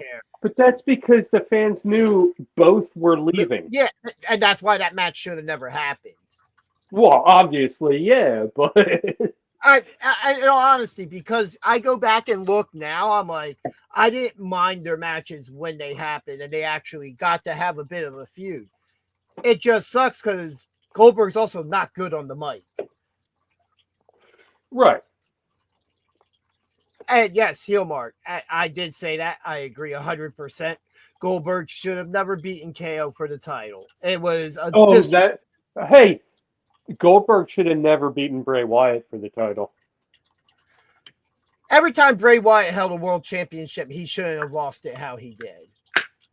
Yeah, but that one was exceptionally terrible. Pandemic era. Is it as terrible as losing to Seth Rollins in Hell in a Cell because the referee just stopped a match in which a match should not be stopped because it's in the rules? Yeah, but that wasn't for gold, was it? I think it might have been. No. Either that or Bray had they were just out, or it was a time, because we get the match later on at Crown Jewel where they go off the stage or something like that. Heel mark. Right there. Bray Wyatt is a champion in all our hearts. But just to cover a couple other things this week, looks like we're going to Fight at the Fallen for AEW for the new year, and their big simulcast with Max. We're going to get FTR and a mystery opponent possibly against the Death Riders, because they had a nice little vignette previewing or challenging them, explaining that they stopped them from jumping disinfectant in Orange Cassidy. They didn't want to see him kill a man. But FTR also agreed with the Death Riders that, hey, things do need to change. People do need to stop acting like it's a big party backstage. Right. And then they teased that they wouldn't be alone. So it looks like this could be a 6-man tag. I think it's going to be Adam Copeland. That it seems pretty likely. I've heard reports that he's ready and like just waiting to be penciled in somewhere. So like, yeah, it seems pretty likely, especially in North Carolina. Yeah. And this whole first week of the year is going to have a lot of big wrestling shows on it. Definitely think that. And then this whole Death Riders thing, Moxley defending in this fatal 4-way. Boy, every man, I don't know if they're more worried about getting that title or fighting each other outside of Orange Cassidy, who's just like, just want to fight, which is a different version of Orange Cassidy that I'm not used to seeing anyway. Right. I'm loving this Orange Cassidy. He is just getting pummeled every week. Like yeah. I'm loving the direction, but like between the disinfectant and everything else, it's like, man, how much does this guy have in him? Yeah, and then I mean the Death Riders also beat Jay White, Orange Cassidy, and Hangman Adam Page in a 6-man tag. Let's quickly summarize and catch Amanda up. The Blackpool Combat Club has become the Death Riders, and they're pretty much just beating everyone up and saying, you guys don't deserve to be here. That's AEW in a nutshell right now. Yeah, that storyline, I wish they would be adding layers to it a little bit faster. But I will get to that. We're just starting on Dynamite at the moment. That didn't happen till last night on Collision. We will get to that, though, with other talk of the Continental Classic, because that was after a Continental Classic match. Let's see. Another thing I'd like to bring up. Well, if we could go to so hold on, I did see something else. Oh, Heel Mark asking how much of the back catalog. They're killing everybody. Yeah, that's pretty much what they're doing. Heel Mark asked about the content we'll have access to on Max. From what I know, it's going to be the first handful of 2019 pay-per-views, including the original All In. We will get some of the original content for Dynamite and I believe Rampage and Collision. But a lot of it will be earlier stuff, and then we'll get somewhat of a back catalog of the last couple months of shows as well.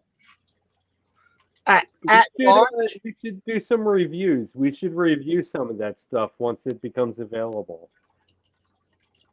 But that's about what I know right now for it. And then I know a lot of shows will be available next day after airing live. After the big simulcast. Which is huge for them.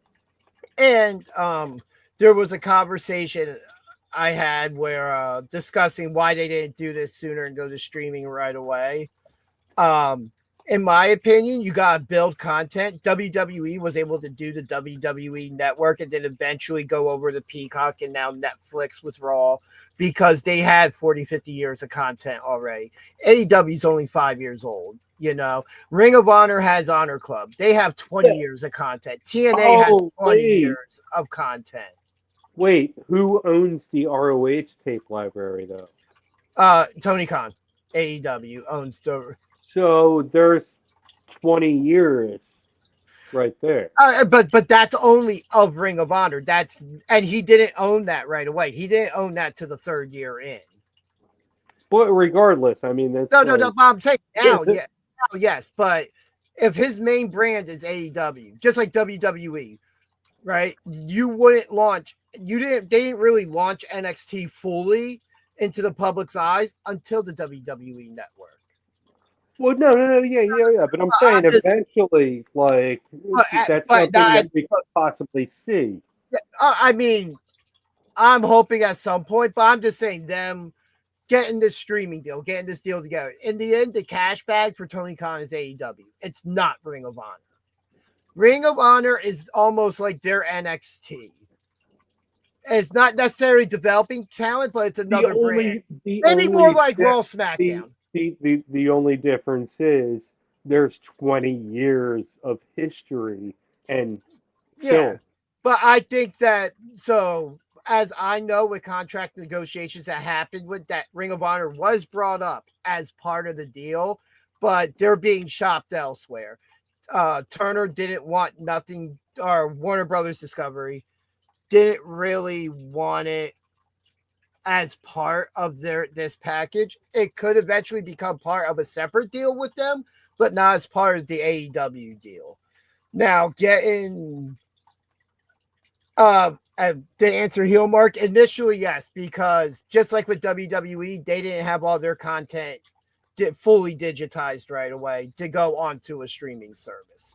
This is going to be something to where it's going to take time for them to get it all out, because one thing's having it digital, and I'm assuming it's a different thing transferring it over into the proper platform for streaming. You know, it's not just like, hey, we can do this. Hey, we're just going to do that. You know, like when WWE Network launched, a lot of the old stuff wasn't there right away. Well, Athena and Billy Starks main eventing Final Battle this past Friday night on SmackDown. Oh, yeah, on SmackDown. For Ring of Honor. They put on a hell of a match. Wow, that was a good. I actually expected Billy Starks to win it. Athena's had the belt for 2 years now. Like, it's an insane championship reign she's having, and it's happening so quietly because Ring of Honor does not have a TV deal, and it's a damn shame because I would like to be able to invest more into Ring of Honor, but it's going too far out of my way to want to add it into everything else. I don't know where we are on the lineup, but I just want to mention that JCW had an event last night. I didn't only see. Got about 2 matches in, so. Are you talking about Deck the Jaws? Yes. That was actually Thursday night. Or sorry, not last night. Thursday night. Yeah, I don't know. I work retail. It's the holidays. Time is. What's time? Exact. I work 12 hours tomorrow, and then 9 the next day. So what is time? Yeah, but like I just wanted to. I only got through a couple matches. Facade versus Evil Uno. That was a good opening match. Wow. But Facade, I mean, that's what you've come to expect from Facade. But just to see him take on someone of that pedigree, of that, had our boys, the back seats, defend their titles in another successful open challenge. We had the Brothers of Funstruction win a pretty good match.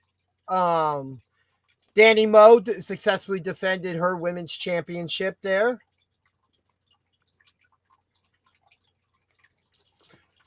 Thank you. I'm going to need it. Everybody. One like equals one prayer for BJ during the holiday season working retail. The good part is, though, it's a liquor store. So worst comes to worst, I can kind of, throw a little bit back, take care of it. But yeah, I'm going to need those prayers. But I really do hope Ring of Honor does get a TV deal at some point. It would be great for the brand and not having to strictly depend on people signing up for Honor Club for another streaming service. Which they've had for a while now. It's ridiculous now. I mean, to watch all the wrestling that's out there, you have to spend like $60 a month. Minimum. But hopefully all things come good in time. I just wish they had a more separated roster and they'd promote Ring of Honor a bit more, because maybe you would just get possibly more people interested in it that would get a network interested in it.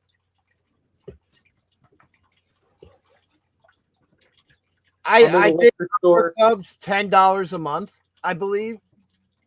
I'm not exactly sure. So other things I'd like to talk about with AEW right now. Tony Storm. God, am I loving this new? So Who is Tony Storm really? when she came back, my first reaction was, "Oh, great! All this character work she's done is going to go backwards, and I'm going to love watching her in the ring." But she's going to have no character whatsoever again. But I am completely wrong in this assumption. I feel like because it's been weird that she doesn't acknowledge anything that happened previous to being Tony Storm. Like she doesn't remember being a 3-time women's champion. She doesn't remember anything. She's come out as far as say, "Hey, I'm happy to say I'm all elite." Every time she bumps into somebody, she's shaking their hand. "Oh, it's an honor to meet you." Completely marking out, you know. I'm convinced that timeless Tony Storm is just playing Tony Storm. Timeless Tony Storm is stuck in time. What is she, Doctor Who? Maybe. But no, Or maybe it's what was that show? Oh, now I'm gonna blank on it. but it's Quantum- something that would fit the character that that timeless Tony Storm is now just playing Tony Storm. Because this isn't the same Tony Storm as before. I mean, there's a clue right there in the nickname, Timeless. But at the same time, I mean, it's not classic Tony Storm. It's not timeless Tony Storm neither. It's another persona altogether, definitely. It's did her losing to Mariah May just throw her for that much of a whirlwind?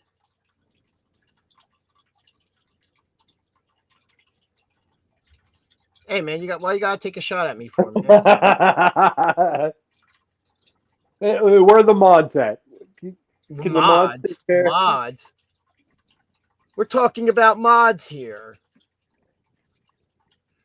Also in AEW, some great continental classic action this week. Like, wow. A couple upsets. You had Darby Allin defeating Will Ospreay, which I get it. Darby Allin's probably the face of that company right now. He's one of the guys that's been there the longest. He's the Darby guy, Allin and Orange Cassidy are like yeah. AEW face. Yeah, even Brody King and Commander put on a great match. I know I mentioned maybe last episode, maybe the one before. Brody King impresses me more and more every time I see him. Yeah. He's one of those rare big guys. Like a dream match of mine, and maybe it's happened and I can find it, but I would love to see it now. Him and Gunter. Probably not. Brody King's American, right? Gunter mostly wrestled in Europe. But I'm just saying, sometimes the guys trip over to the other side of the pond. Well, yeah. I'm not saying it didn't happen. I'm just saying it might. It's unlikely. I'm just saying, if it did, you know. Amanda is not happy right now.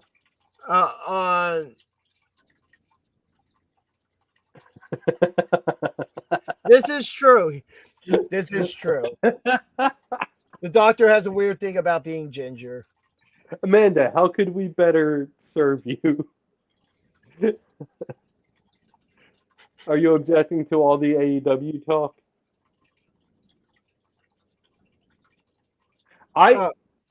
It's my least favorite wrestling show of the week. Oh, Darby Allin. She doesn't like Darby Allin. Oh, Darby Allin. Okay. Yeah, no. Overall, like, I look forward to Raw and SmackDown and even NXT more than I do AEW.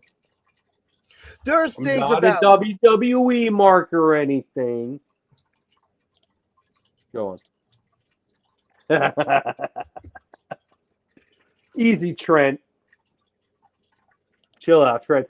Trent, hair for hair match. Well, he's not the only one that thinks it, man. All right, Donnie. All right, Donnie, you got me.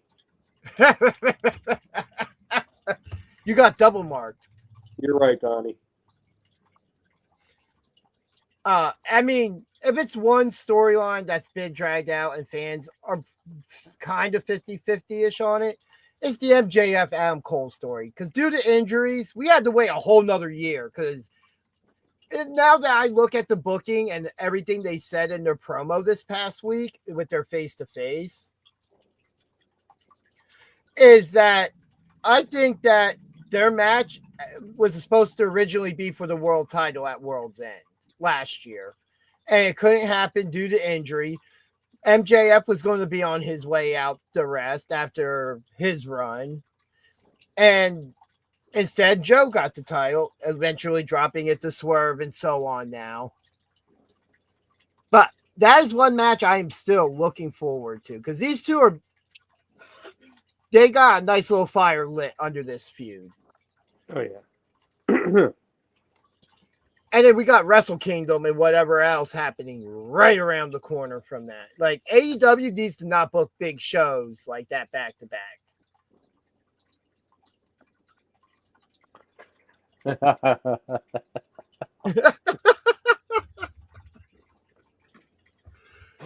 Oh. Hey, like who you like, you know what I mean? Like, And I now, have no problem with Darby. I don't understand why anybody would like hate Darby, but like, I mean, I do have my criticisms of Darby and the spots that he's put in. And you know what? My thing is, yeah. You know what? Now that I think of it, I'm sorry to interrupt. Now that I think of it, my thing is like Darby. You don't have to keep doing this to yourself. Like, chill out and be a human being and not a human bouncy ball. Come on, man. Just sell a little bit. That's all. Sell without having to take a 15-foot bump. But something else I would like to touch on this week. Right there with you, Mark. Right there with you. The Green Bay Packers. They also have so that we haven't gotten to it yet, but now I guess it's a good time. Ricochet. And there's a apparent heel turn. Trying to join the Hurt Syndicate. Bobby Lashley rips him by his jaw. They take the card, rip it up, and he's trying to earn his way in there. Even going as far as winning his match this week against, I believe it was Will Ospreay that he beat with the whole toilet paper thing. Please, Tony, it doesn't have to be with the Hurt Syndicate, but give me a heel Ricochet, please. That's all. But that whole thing, oh man.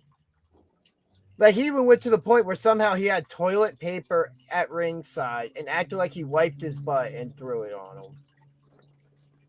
Like, what? The Bears. I saw the Bears mentioned, so it had to be said. The Bears. If you don't understand that reference, you're too young. The Bears. Talking about Dicka? And it looks like we got Mike Dicka.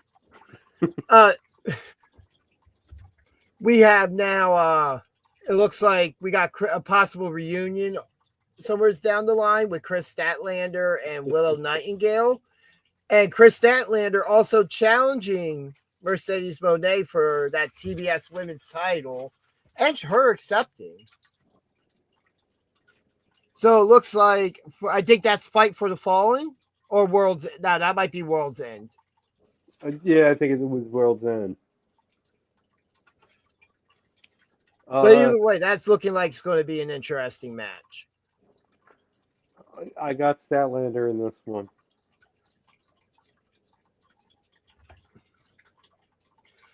I don't know, man. I think that Camille's the one, which she's just disappeared. as far as I know, her injury was kayfabe. So I think they just have her selling her kayfabe injury to come back, and she's the one destined to dethrone Mercedes Moné. It would just make sense. Sometimes doing the common sense booking is the best idea. Well, In this situation, because Camille should have never been a sidekick to begin with to her. yeah. Oh, yeah. Yeah, coming off what she did in the NWA.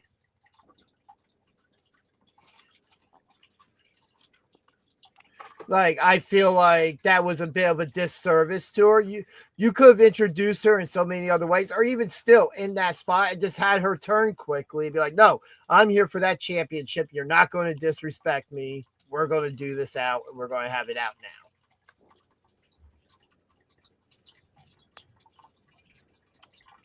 Hey, if anybody in Milwaukee or Wisconsin can get me some Horny Goat chocolate peanut butter porter, that would be amazing.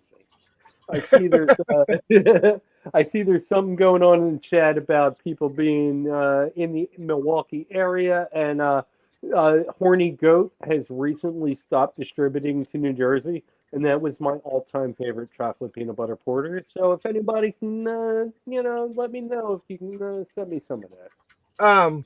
Something else I'd like to bring up real quick, that even though she hasn't won a match yet, but she impresses me every time I see her in the ring, regardless of who she's with. Harley Cameron. Like, whatever, she has found her thing, whether it's in her promos, which she is highly entertaining. And in the end, that's what I want to see on my TV. I want to be entertained, and she is entertaining. Entertain me. Are you not entertained? But yeah, no doubt, absolutely. she is improving on a weekly basis, and at some point that pendulum's going to swing the other way for her, and hopefully it's sooner than later, because even the crowd is starting to get behind her. Right. She's building something up there, and they need to do something with it. Well, other news also out of Ring of Honor this week was the return of Danhausen, which I am a huge Danhausen fan, even to the point that my Christmas shirt is from Pro Wrestling Tees 1 hour sale, the Santahausen shirt, which I will be wearing for the Christmas holidays. We might, I'm not trying to throw anything in there, but there might be a sneaky, little live stream at some point during the holiday. I don't know how busy you're going to be, but, there might be some bonus stuff. Everybody's just going to have to subscribe, set that notification thing to get everything, and pay attention to the socials. And then you got Mariah May and Thunder Rosa booked for World's End in the Tijuana street fight. I just can't get over how awesome that Thunder Rosa return was. Right now with Thunder Rosa, I'm hit and miss. Fair enough. And maybe, I don't know what it is.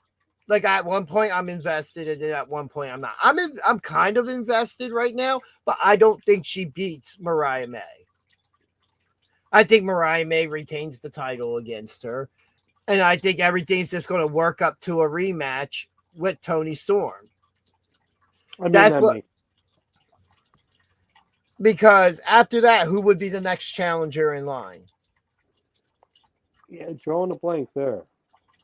Maybe the winner of whatever this Women's Cup thing is, the total thing of when they go to do this show at, I guess, Wrestle Kingdom.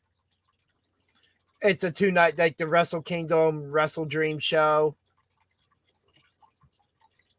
Right.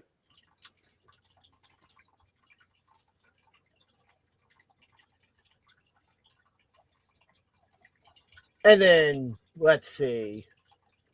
Run back through notes. I think that there was a couple stuff booked for this week we already knew.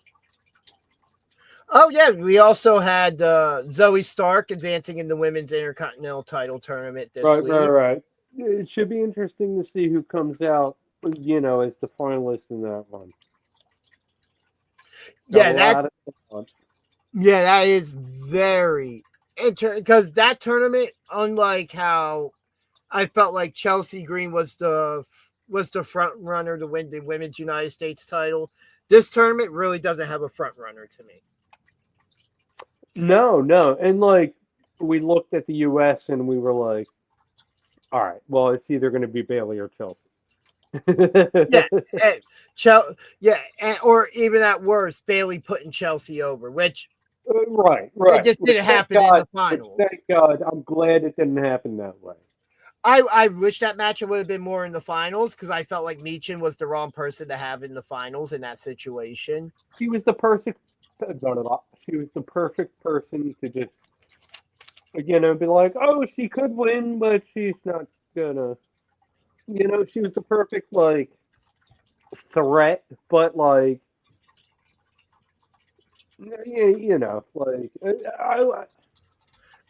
feel like it definitely would have been better if the finals were Bailey and Chelsea. I just feel like it would have had more of a bigger feel to it, but the fact that Chelsea still went through Bailey to finish it. All right, we got predictions here. Oh, all right. I wouldn't mind Lyra Valkyria. I feel it's going to be Lyra. You know what? Honestly, if it's me, and I think she deserves it more than anybody, it would be Zoe Stark. She's put on great matches across the board with stuff she's involved in and just keeps getting they took this tag team that she had with Shayna Baszler, added Sonya Deville, became the Pure Fusion Collection or whatever, and then they've done nothing with it. Zoe and Shayna are a legit women's tag team. They are a legit. They have not done nothing with it. They've appeared. They haven't done anything. They've just been noteworthy. They've just been there. And that's they've been huge. Yeah, and Zoe. I'm sorry. I feel like Zoe and Shayna should be ones challenging for these women's tag team titles, not competing in the singles tournament, right? I feel like that there's more to go with there. You had Ronda put Shayna over. You had Zoe involved being Trish Stratus' sidekick to Elevator. They go out there every week and do their absolute best. So Ryan, you can't stand them. That's cool. Is that because they haven't done anything with them to make you invest in liking them or disliking them? That's my thing. They're just there. I don't have no reason to boo them. I don't have no reason to cheer them. Let's see. Heel Mark. I would rather Katana Chance be the Women's Intercontinental Champion, but that's just me. I'm not saying she doesn't deserve it. As I said before, she's just more placed in a tag team position right now to where, again, there's another legit tag team to be competing in the women's tag team division.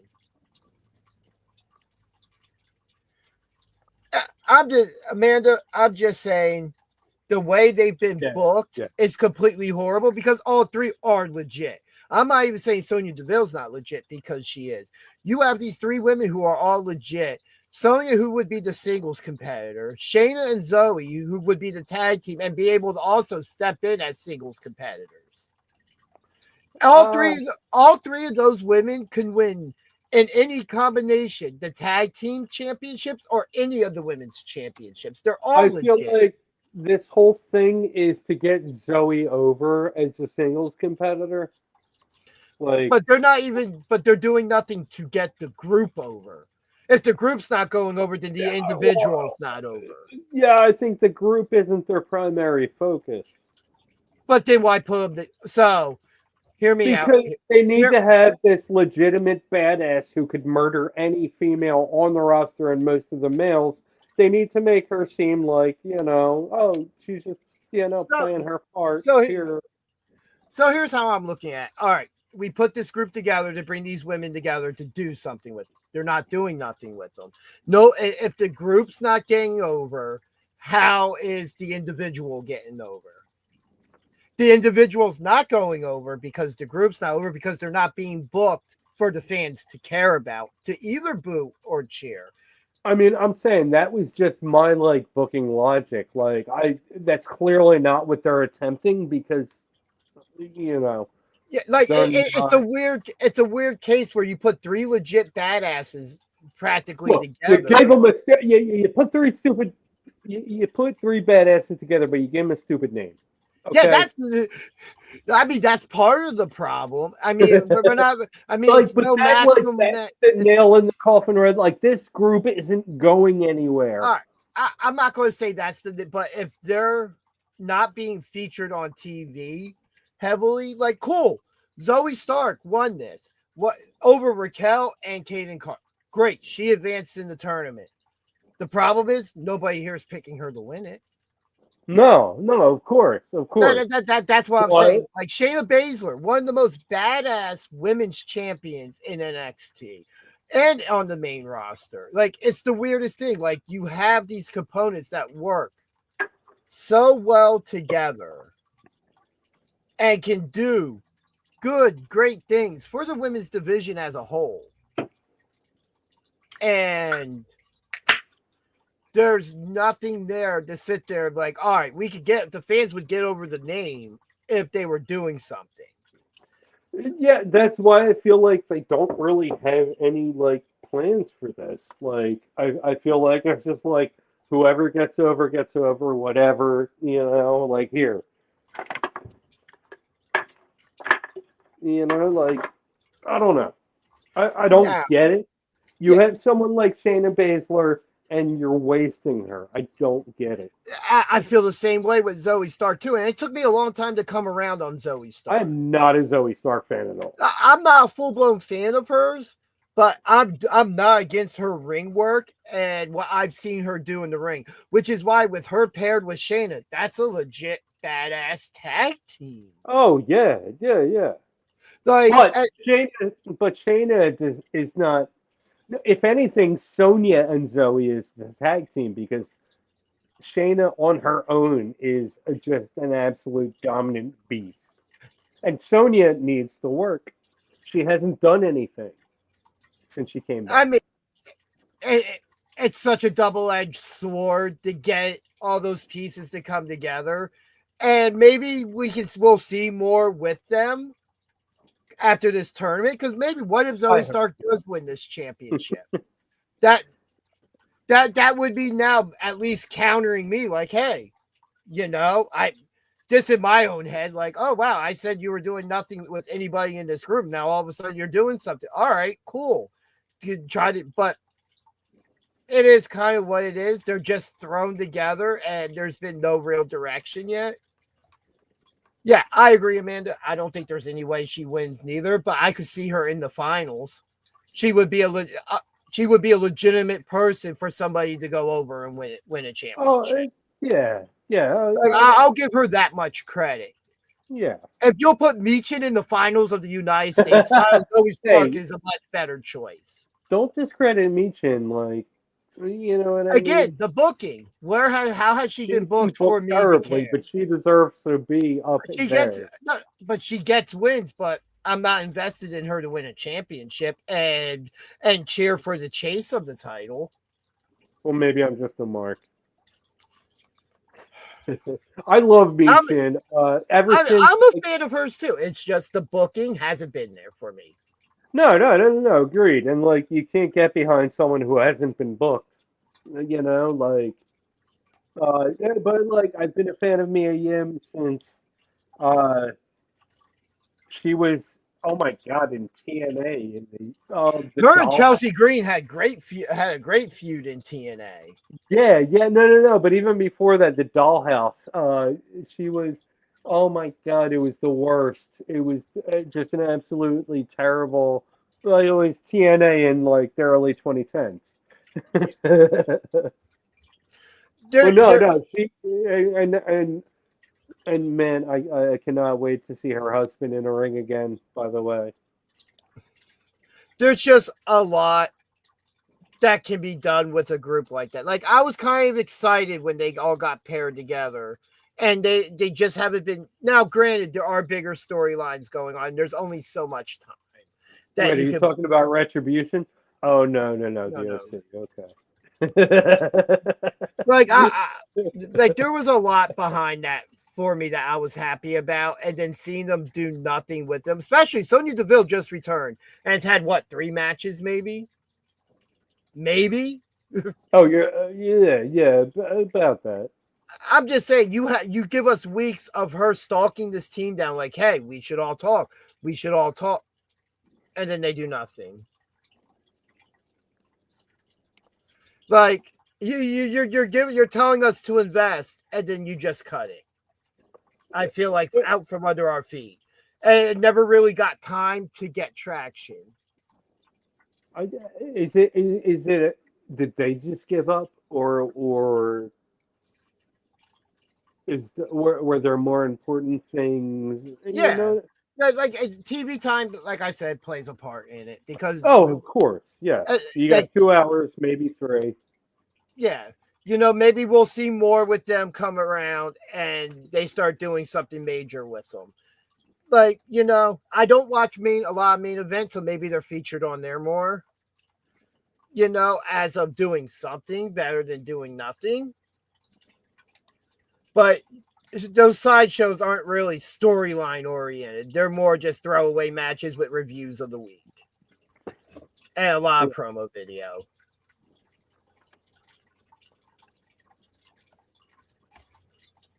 But some of the things happening this week on NXT, the Lexis King versus Charlie Dempsey for the Heritage Cup. They had a whole workout vignette thing where Charlie Dempsey said, if you hang with me through all this, you get the shot. He gets the shot. We have a fatal 4-way number 1 contenders tag team match with OTM, the D'Angelo family, No Quarter Catch crew, and I didn't catch the last team because that part of my notes is just blank. So maybe Hank and Tank, I'm not sure. But there's a 4th team there. Also, Cora Jade versus Stephanie Vaquer.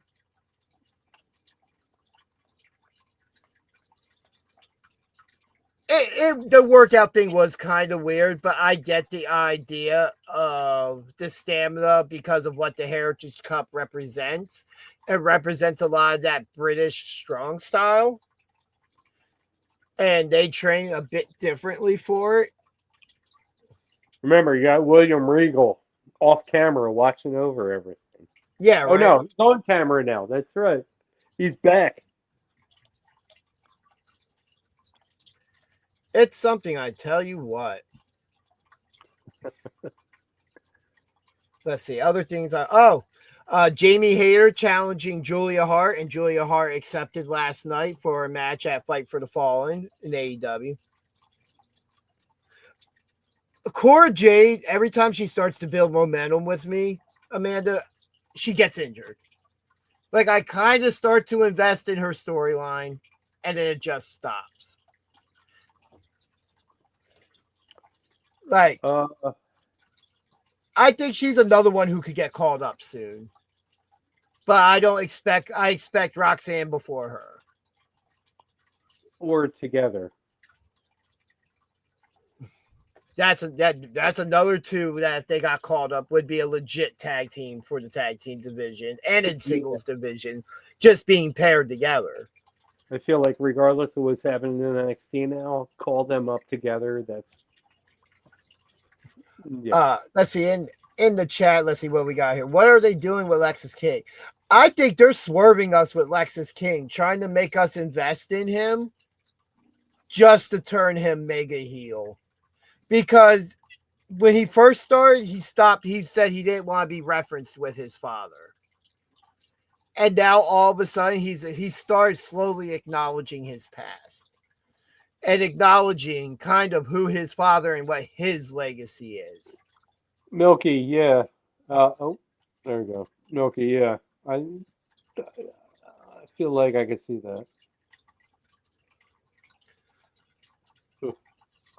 I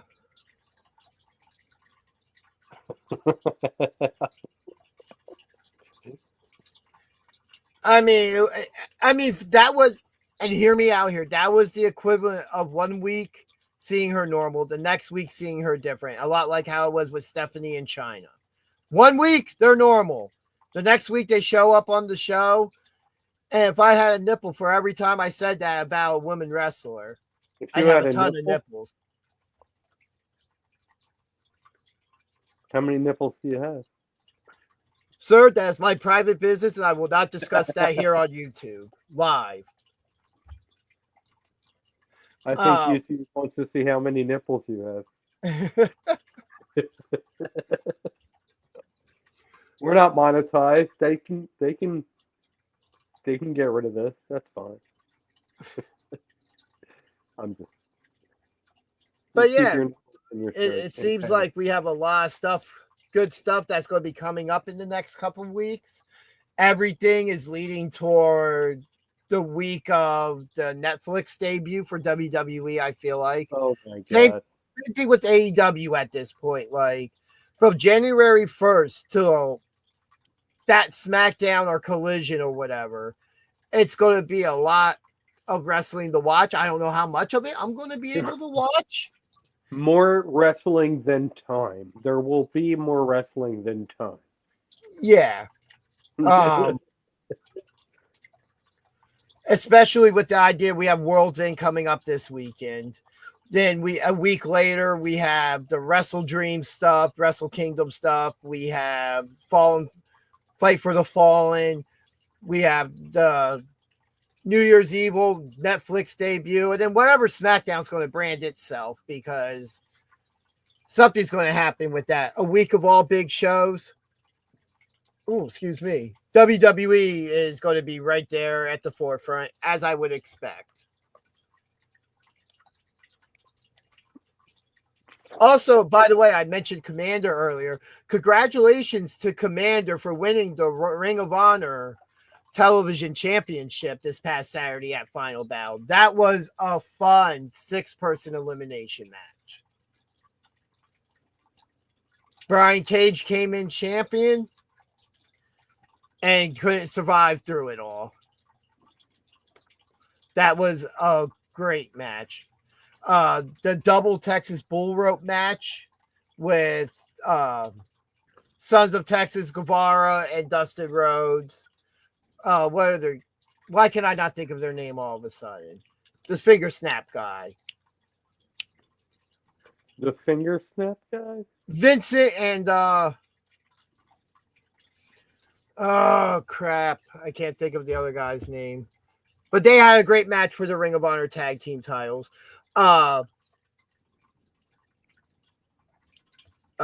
Lee Moriarty had an open challenge for the Pure Championship where Nigel McGuinness returned to wrestle him. That was a fun match. And it was definitely a different style of Pure match I haven't seen in a while, where Nigel knew the rules better and was using them to his advantage. Lee Moriarty retained, but that was a great match, and it was a dream match that I didn't know I wanted.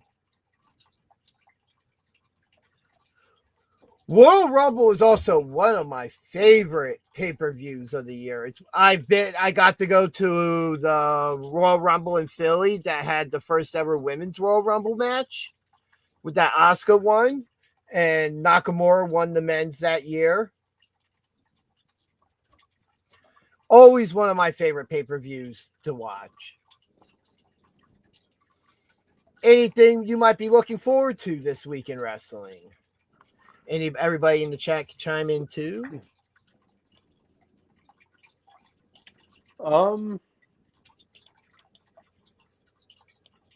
Nothing immediately comes to mind.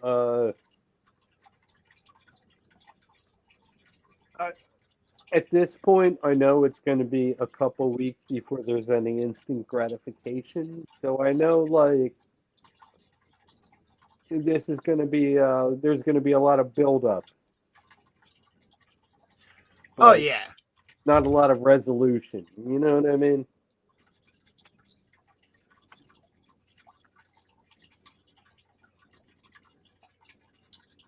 Oh, is that a thing? Is that happening? What? Oh yeah, Dexter Loomis has a match with The Miz this Oh week. yeah, that's right. Oh yeah, definitely, absolutely, yeah. That's definitely another. That should be fun. That's as I said, continuing just the TV storyline that they have going. Yes, that match is happening tomorrow night on Raw, as a matter of fact.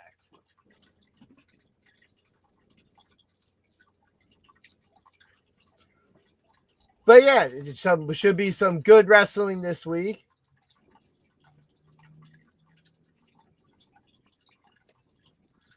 It should be. I know Raw was taped, I believe, this past week. I believe NXT might have been taped too. I'm not 100% sure on that with the holidays. I think everything was. Outside SmackDown, I think SmackDown will be live this week. I don't know. For I'm not WWE. seeking out spoilers, but I have a habit of accidentally stumbling across them. Yeah, I occasionally stumble upon them.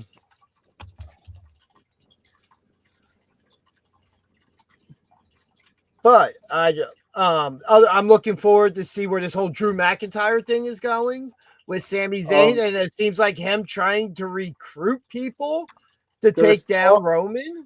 There's talk of a faction. What would this faction be? Seth, Drew, KO. And there were others, but they were the main names that I remember hearing about. Would this be like something a la to take down the Bloodline again? Yeah. Like, I'm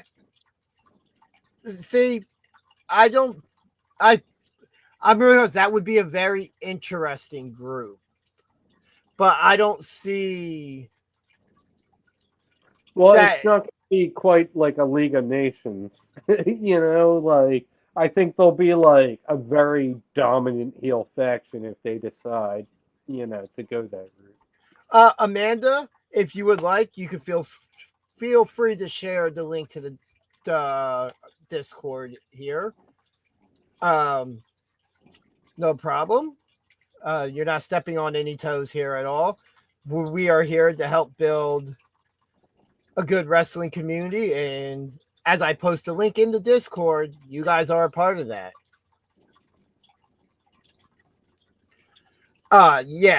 Especially considering Drew's going around recruiting people. Seth Rollins was getting approached to be interviewed on Raw. We see Sami Zayn attacking him from behind. Oh, that was a great segment. Oh my God. Like, there is a lot of tension building up on that Raw roster at the moment. Well, it's all building up to January 6th. Sorry, Raw on Netflix. Yeah, I've avoided actually doing pretty good not saying it this entire time, and then you had to go ahead and say it, right? Ever since last week when I made that statement, I've been like kind of half conscious of it, but like I kind of like do say it for the novelty. Yes, there.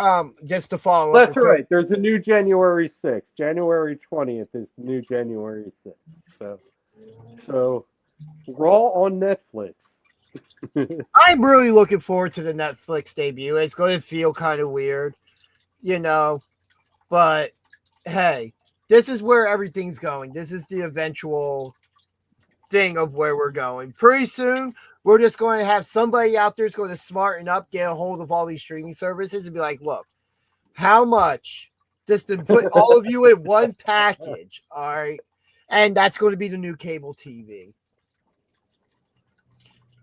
I Also, don't know, real there's a lot quick, of contracts involved. really quick, I would like, he's not here, our referee, but I have to give a shout out to Chef the Ref because I don't know how well you'll be able to see it, but for Christmas, he got me this custom Lego Oh! minifig. You might not be able to read it. I will post the pictures on social, but it also says Danger Ginger on the back of it. So Ah!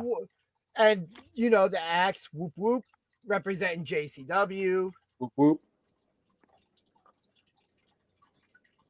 Speaking of whoop whoop, I have not been able to get the new Backseat Boys theme song out of my head. I cannot wait until it's available on streaming services, but for now, they did post on the Backseat Boys YouTube page. They did post their The music, entrance. yeah, they Good. did. Was like a year in review / Titantron style video. Right. They also actually played it on Lunacy as well before their match. And oh my God, like you look at me and you're like, oh, that's not the kind of music that you like. The weird Don't thing judge me. is, First of all, don't judge me. Second of all, first of all, you were judged a long time ago, so deal with it. Second of all, props to Violent J for being a part of the creative process behind that and some of the other JCW theme songs from here. I cannot get the new Backseat Boys theme song out of my head, and I cannot wait until it's available on streaming services so I can just throw my headphones on and go to work and just be like, yeah, I'm just working because the Backseat Boys are back. No, look, listen, look, the real theme song we all want, all due respect to the Backseats and how awesome they are. Either iteration of them, the original or the new Backseats. Let's be honest, we want the Southern Six theme song. Oh, Southern Six. Oh, Now we have- absolutely. We have now gone completely off the rails. The tracks have No, been we're like exploded. 2.5 hours in, man. The rails, like, we left the rails an hour ago. Wait, there were rails? Oh, there were rails? I didn't rail anything or anyone. Okay, I did not rail anything or anyone tonight. You saw me. I was on camera most of the Listen, time. I'm still waiting for my bucket of popcorn, all right? We're 2.5 hours into a show, and I still don't have my bucket of popcorn from this popcorn lady. We didn't give the warning. You better have your popcorn ready because this is going to be a show. We did not give the TO. We did not give the TO disclaimer. I do know that speaking of JCW, that I think they did a holiday taping last night with a concert in between. I saw a couple clips. Milky. The popcorn is now stale. Yeah, well, that's because we're 2.5 hours to the show. You should have eaten it 2 hours. You should have ate it all. You should have ate it all before it got stale. Hell, you should. That's not our fault that your popcorn is stale. Hell, you should have eaten it and gotten the free refill. Because I'm assuming you got the large popcorn. Because who gets the small popcorn? That's not even enough for kids. I would like 6 kernels, please. But I also would like the pretzel bites with cheese. $35, kid. What? Yeah, no, I got you on that. No, that's necessary.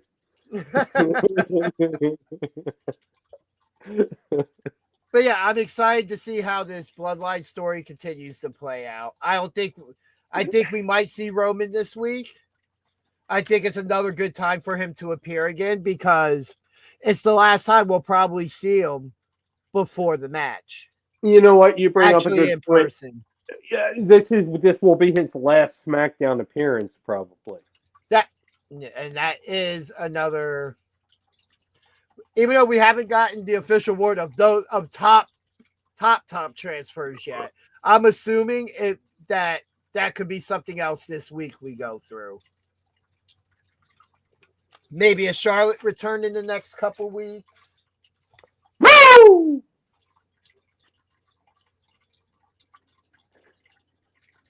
Yeah, no, that's either going to be the 6th or a Mania or Rumble. Yeah.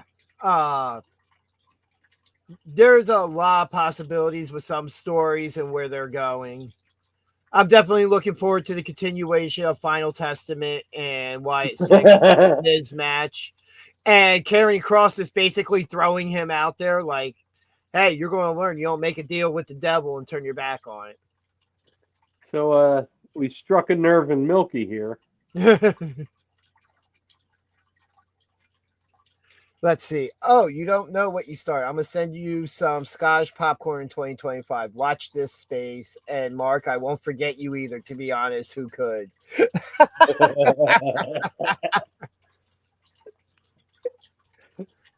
Well, I'm glad to see everybody having a good time. Because that's what it's all about. We are all about the positivity of being pro wrestling fans, not the tribalism BS that a lot of fans, I'm the tribal chief. Acknowledge me. You're the tribal what? I heard something else and I don't want to repeat it because I don't want anybody getting offended out there. But I've seen it on signs at WWE SmackDown shows. No. One big happy family over here, man. You know what I mean? The negativity, like what you like, don't be a dick, as Brian Zane would say. We'll respect your opinion as long as you are respectful. Yeah, it's once we get to the whole name calling, acting like we're in high school stuff, because my opinion doesn't agree with your opinion. Yeah. Let's not give it any precursors to the negativity that we haven't had yet. Heel mark, just real quick. Heel mark, I'll allow it.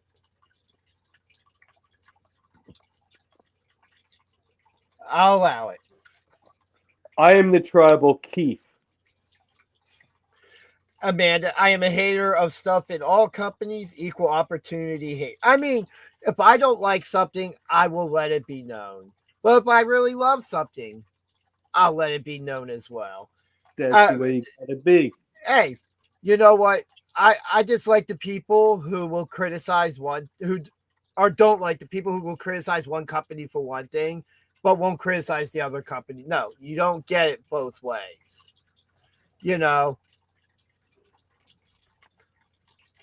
But we have set another record for longest show this week. These shows just keep getting longer and longer. Our third consecutive record set. The next thing I know, we're going to start a show on Sunday at 5 p.m. And the next thing we know, Raw's going to be kicking off. Be like, yo, what happened here? Where did the time go? Well, that would be rough because I would have to call out. No, you just take the iPad. Or just not call out and just ignore my phone going off. No. We're just still full discussion, and you're at work doing stuff. You know what? I could do that on my phone and just be like, "Yeah, I'm stocking cases on the shelf." But you know what? Cody Rhodes needs to. Yeah, no, I can see that happening. Well, let's rest. I have to work 12 hours tomorrow. Yeah, I wasn't intending on us running this long neither. Chat, you always make it a good time and make it so we're not looking at that timer. You are just much appreciated. You guys are in chat are like a very big part of what makes us keep going. You know what I mean? Like, absolutely. Dude, keep it up. You guys are the best.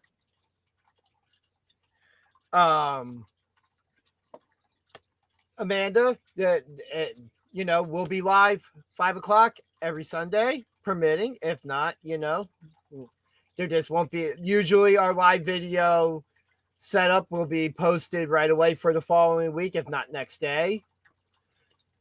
So that it's already up there. It's always a pleasure having you guys in chat. I hope you all have an excellent Christmas or happy holiday, but if you celebrate, and if you don't, I hope it's just a normal, productive day doing nothing for you since it's a holiday, and everybody will be off work and whatever anyway. So everybody have a happy holiday. Be safe out there. And all things willing, we will see you next week for more BJ and DG Talk Wrestling. and your iPad has failed you. I failed myself. There we go. There we go. There we go. I wasn't Look, in front. you just get this from me. That's what you get. No special effect. That's why I got all this stuff here. You got more than I got going on. Meet and Mogul production over here. Our stuff here. My stuff there. One more thing before we get off air. Yes. SPO February 8th. Get your tickets now if you live in the Philadelphia, New Jersey area. Tickets are on sale at SPOWrestling.com.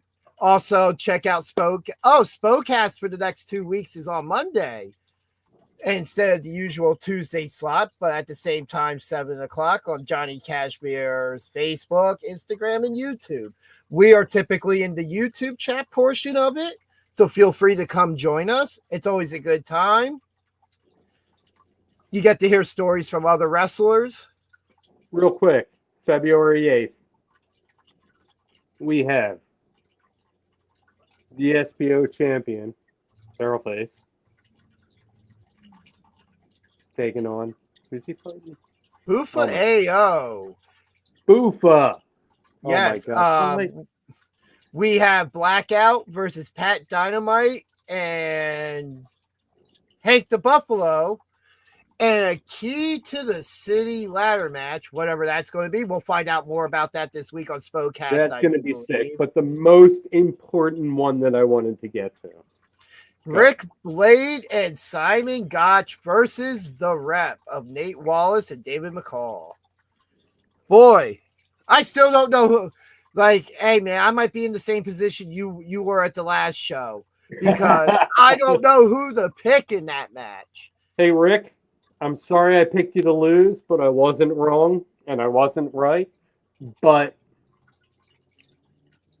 spoiler alert for our prediction show coming up in 5 weeks.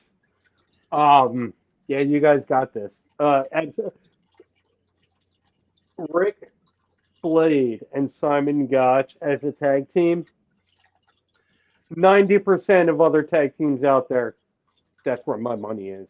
And I mean, we also did have announced for SPO that the meet and greet portion of the show, or pre-show as they're calling it, you're going to have Tasha Steelz there. You want to meet Hank the Buffalo? Hank the Buffalo.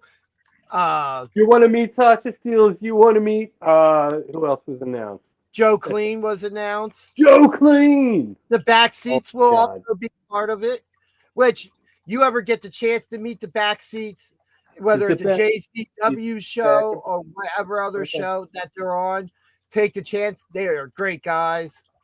They love the fans, and the fans love them just as much back. They're fine, but I just want to bump their theme song. But on that note, ladies and gentlemen, well, heel mark to meet Slim Shady, you gotta hope the real Slim Shady stands up. Guys, thank you for being here in the chat tonight, and for everybody watching, don't forget to like and subscribe at the bottom of the screen there, hit to get all notifications. As things go into the new year, a lot of our future content will be discussed, as in polls and stuff like that for you guys. So make sure you can do the internet thing, whether it's on keyboard, phone, tablet, some special magical window. I don't know. Hey, maybe a phone chair, like American Alpha was doing. But as I said before, I hope you guys have a great holiday. We will see you next week. And stay awesome, my friends. Love you guys. Thanks for tuning in. Thanks for hanging out. We'll see you next week. Cheers, everybody.